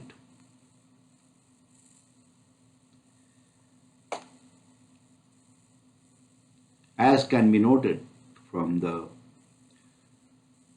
plot of the uniaxial tensile stress strain response of the plain concrete bar in the previous slide. The observed or measured cracking stress and cracking strains for the plain concrete bar, therefore, result in an elastic modulus, that is the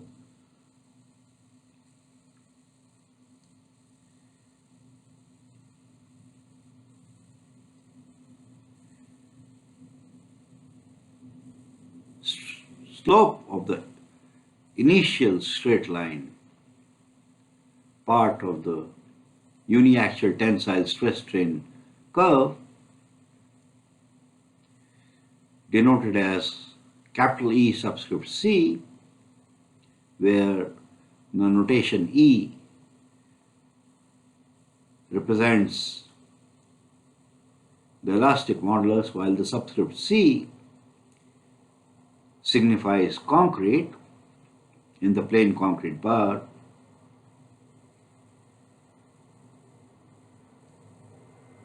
Calculated as 10,000 MPa, that is 2 MPa divided by 0.0002, thus resulting in an elastic modulus EC for the plain concrete bar as 10,000 MPa. Further, the ultimate tensile stress or the average applied tensile stress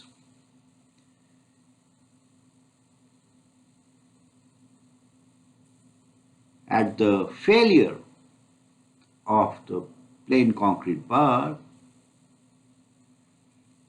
is also noted as 2 MPa,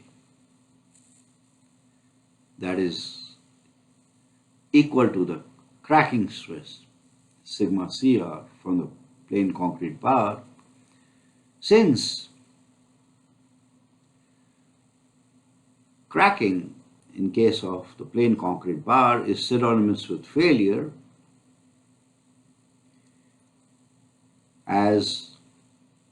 the plain concrete bar is unable to resist any axial tension after the formation of the first crack, and thus the average applied tensile stress at the failure of the concrete bar, termed as the ultimate tensile stress or tensile strength of the plain concrete bar, is also equal to 2 MPa.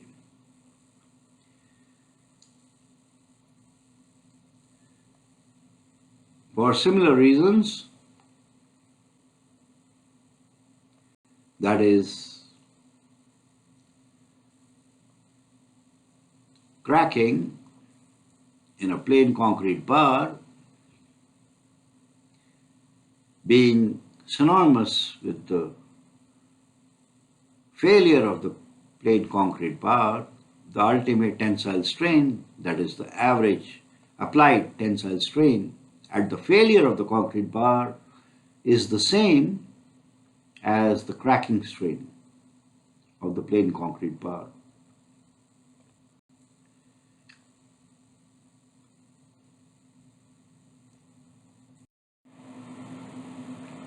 In comparison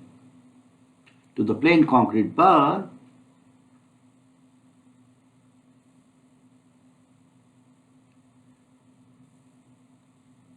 in case of a reinforced concrete bar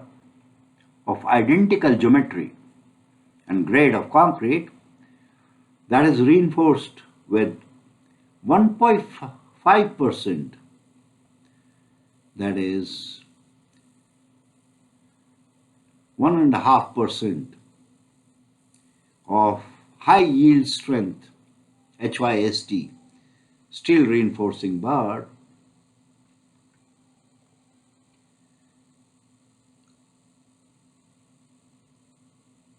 although the cracking stress or the average applied tensile stress that is required to crack the concrete is the same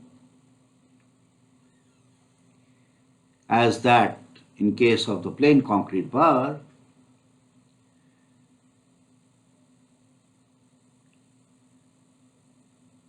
as well as the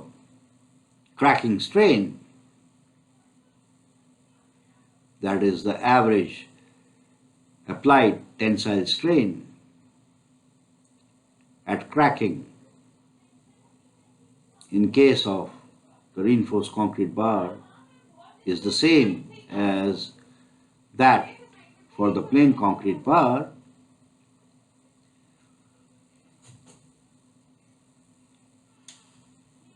the ultimate tensile stress, that is the average applied tensile stress at the failure of the reinforced concrete bar of identical geometry and grade, is 3 times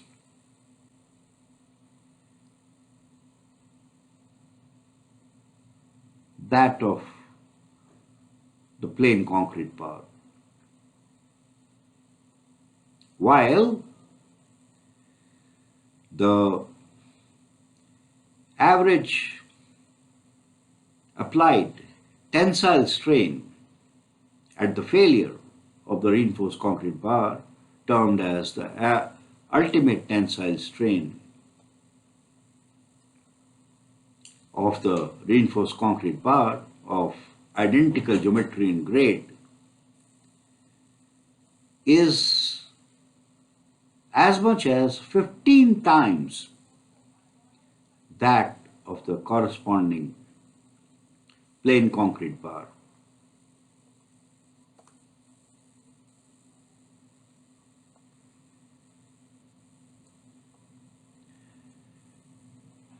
And the physical reasoning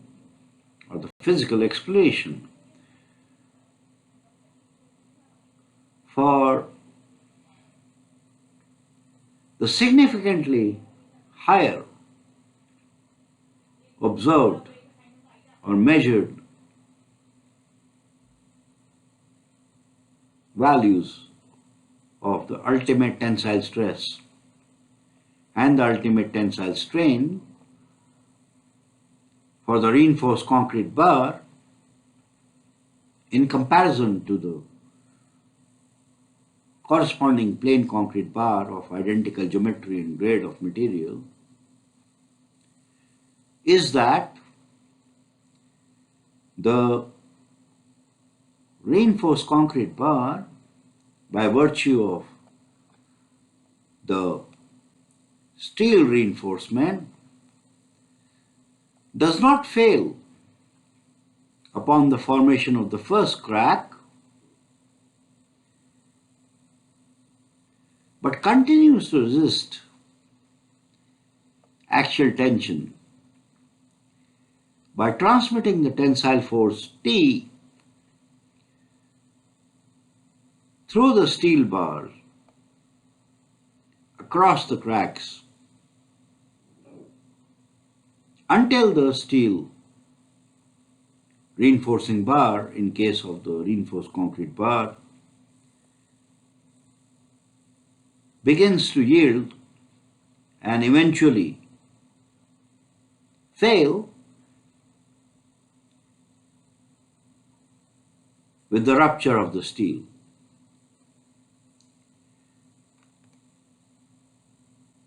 Which is identified as the ultimate limit state in case of the reinforced concrete bar, in contrast to the pre-stressed concrete bar, where the ultimate limit state is identified as the formation of the first crack.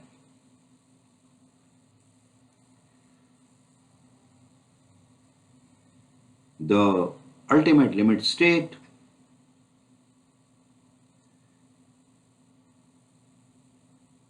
in case of the reinforced concrete bar provided with 1.5%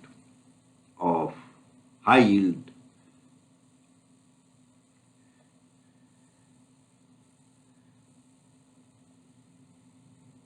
strength deformed steel reinforcing bar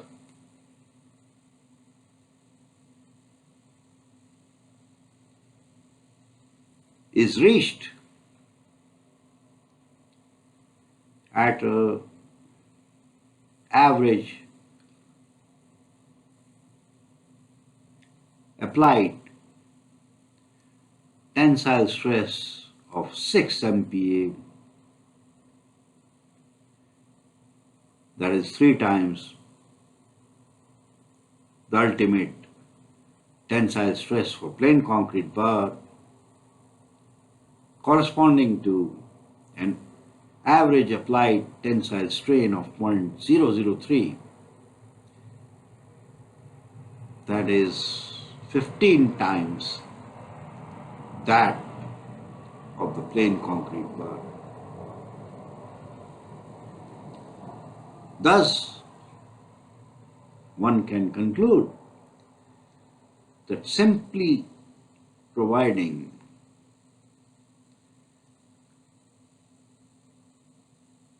1.5% of high yield strength steel reinforcing bar in the concrete can enhance the ultimate tensile stress or the tensile strength of concrete by at least 3 times, and the ultimate tensile strain at failure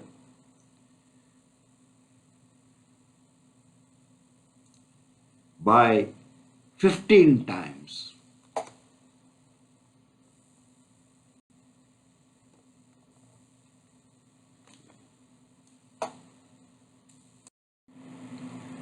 Proceeding further with our exercise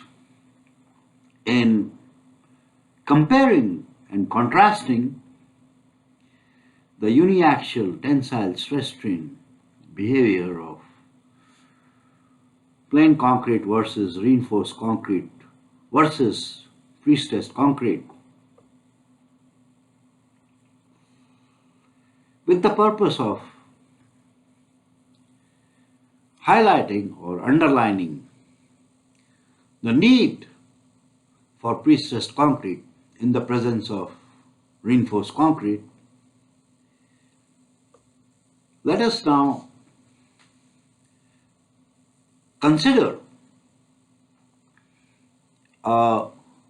pre-stressed concrete bar of identical geometry and grade as that of the reinforced concrete bar or the plain concrete bar, that is provided with only 0.25% of pre-stressing steel,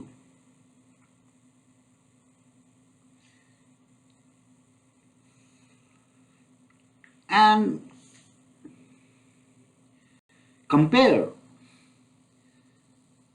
the uniaxial tensile stress strain parameters for the pre-stressed concrete bar with 0.25% of pre-stressing steel with those of the corresponding reinforced concrete bar or plain concrete bar, specifically the reinforced concrete bar of identical geometry and grade with 1.5% of HYST steel reinforcing bars.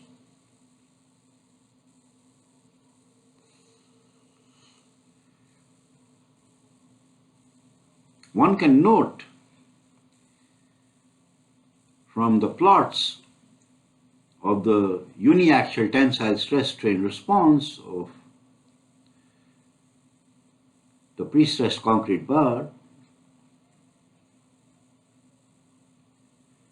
and reinforced concrete bar displayed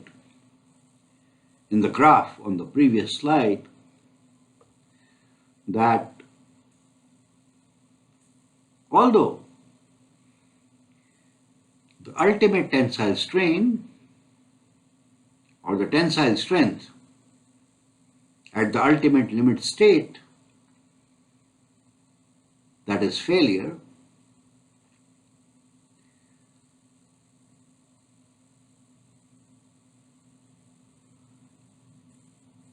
is the same in case of the pre-stressed concrete bar as that for the corresponding reinforced concrete bar, intuitively, because failure or the ultimate limit state of the pre-stressed concrete bar as well as the reinforced concrete bar is dictated by the failure or the rupture of the pre-stressing steel or the reinforcing steel, respectively.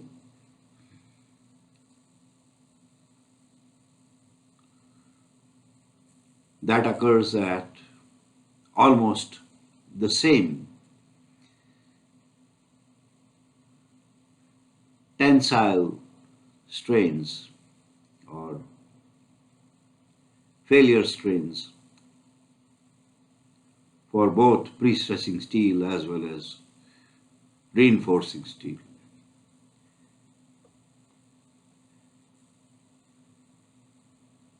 And therefore, the ultimate tensile strain or the tensile strain at the failure of the pre-stressed concrete bar, dictated by the failure or rupture of the pre-stressing steel, is also the same as that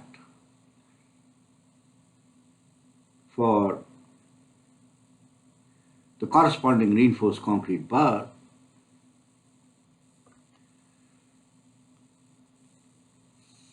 However,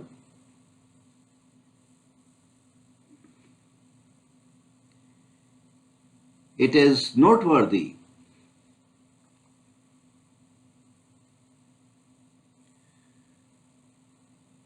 that the cracking stress, that is, the average applied tensile stress required to cause cracking of the pre-stressed concrete bar is almost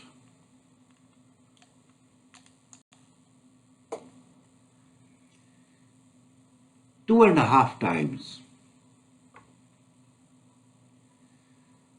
that for concrete in the reinforced concrete bar. Quantitatively, in quantitative terms, the cracking stress, that is the average applied tensile stress required to cause cracking of concrete in the pre-stressed concrete bar, is 5 MPa, as noted from the plots in the previous slide, in comparison to the cracking stress or average applied tensile stress of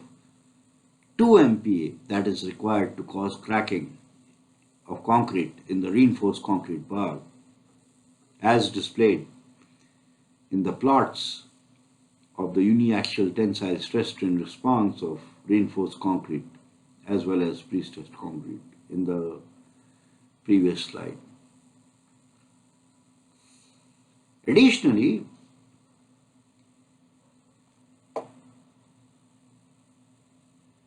the initial elastic modulus, that is the slope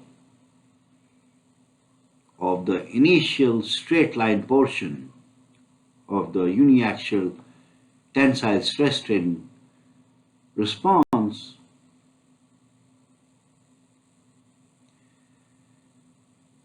for the pre-stressed concrete bar, therefore, can be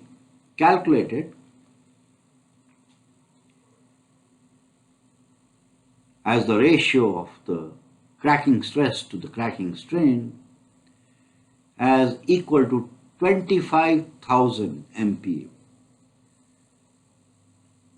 which is 2.5 times or 2.5 times the elastic modulus or the slope of the initial uniaxial tensile stress strain curve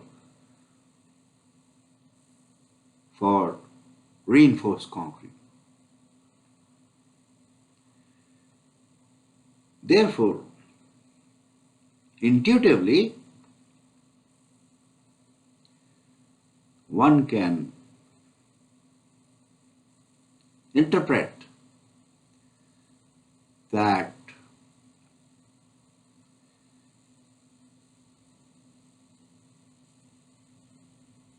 pre-stressing of the steel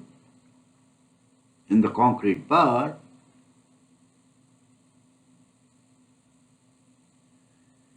enhances the cracking stress in case of the pre-stressed concrete bar to 2.5 times that of the corresponding reinforced concrete bar.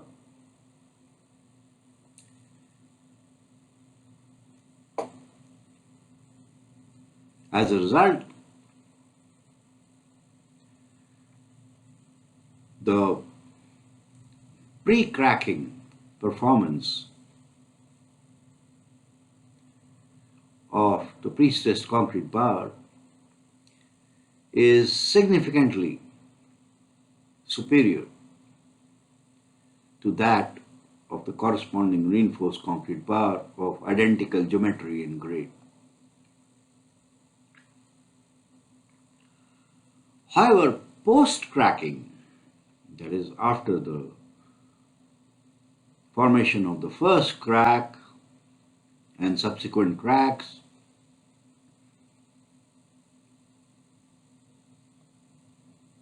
the ultimate tensile stress and the ultimate tensile strain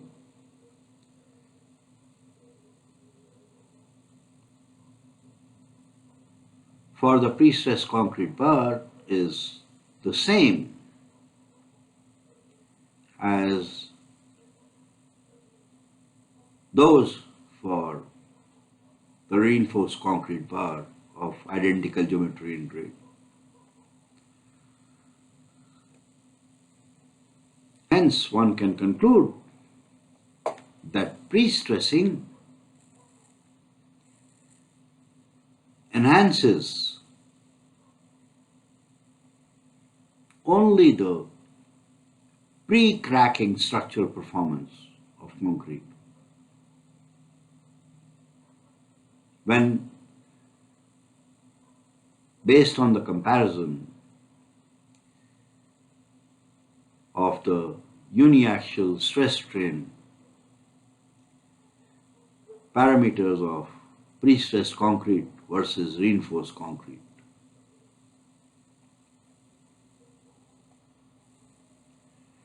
Post-cracking, the structural performance of the pre-stressed concrete bar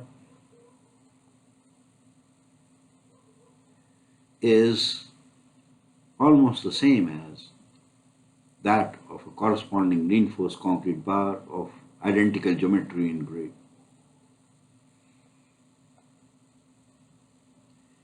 In any case, the benefit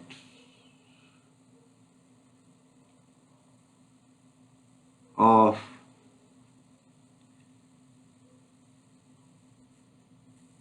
pre-stressing the steel in a pre-stressed concrete bar is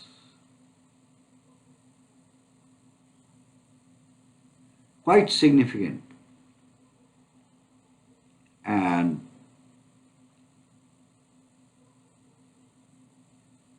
fundamental, as pre-stressing of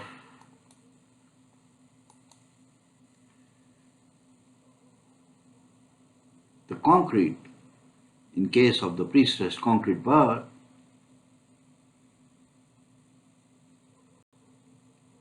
enhances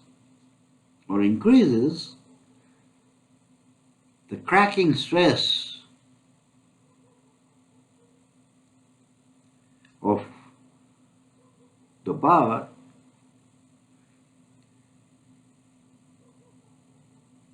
by 2.5 times or 250% in comparison to a reinforced concrete bar of identical geometry and grade. An advantage or benefit that has substantial implications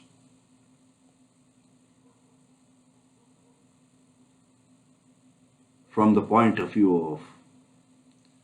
structural design.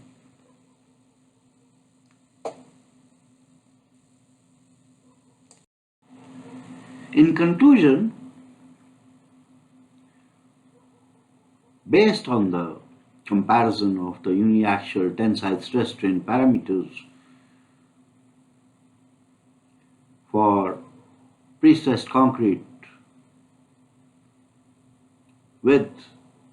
reinforced concrete as well as plain concrete, the fundamental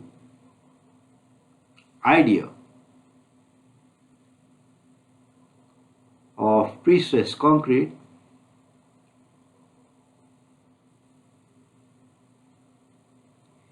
is to apply an initial compressive stress or a pre-compressive stress to a material such as concrete that is weak and brittle in tension and relatively strong and ductile in compression, so that the external applied tensile force or the average external applied tensile stress that is required to crack the concrete increases significantly, as observed in this particular case study, wherein the average applied tensile stress that is required to reach the cracking strain of concrete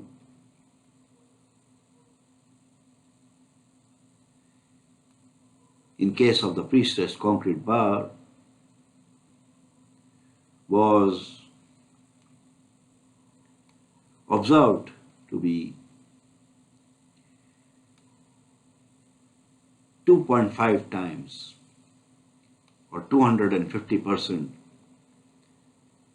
the average applied tensile stress required for cracking of concrete in the corresponding reinforced concrete bar.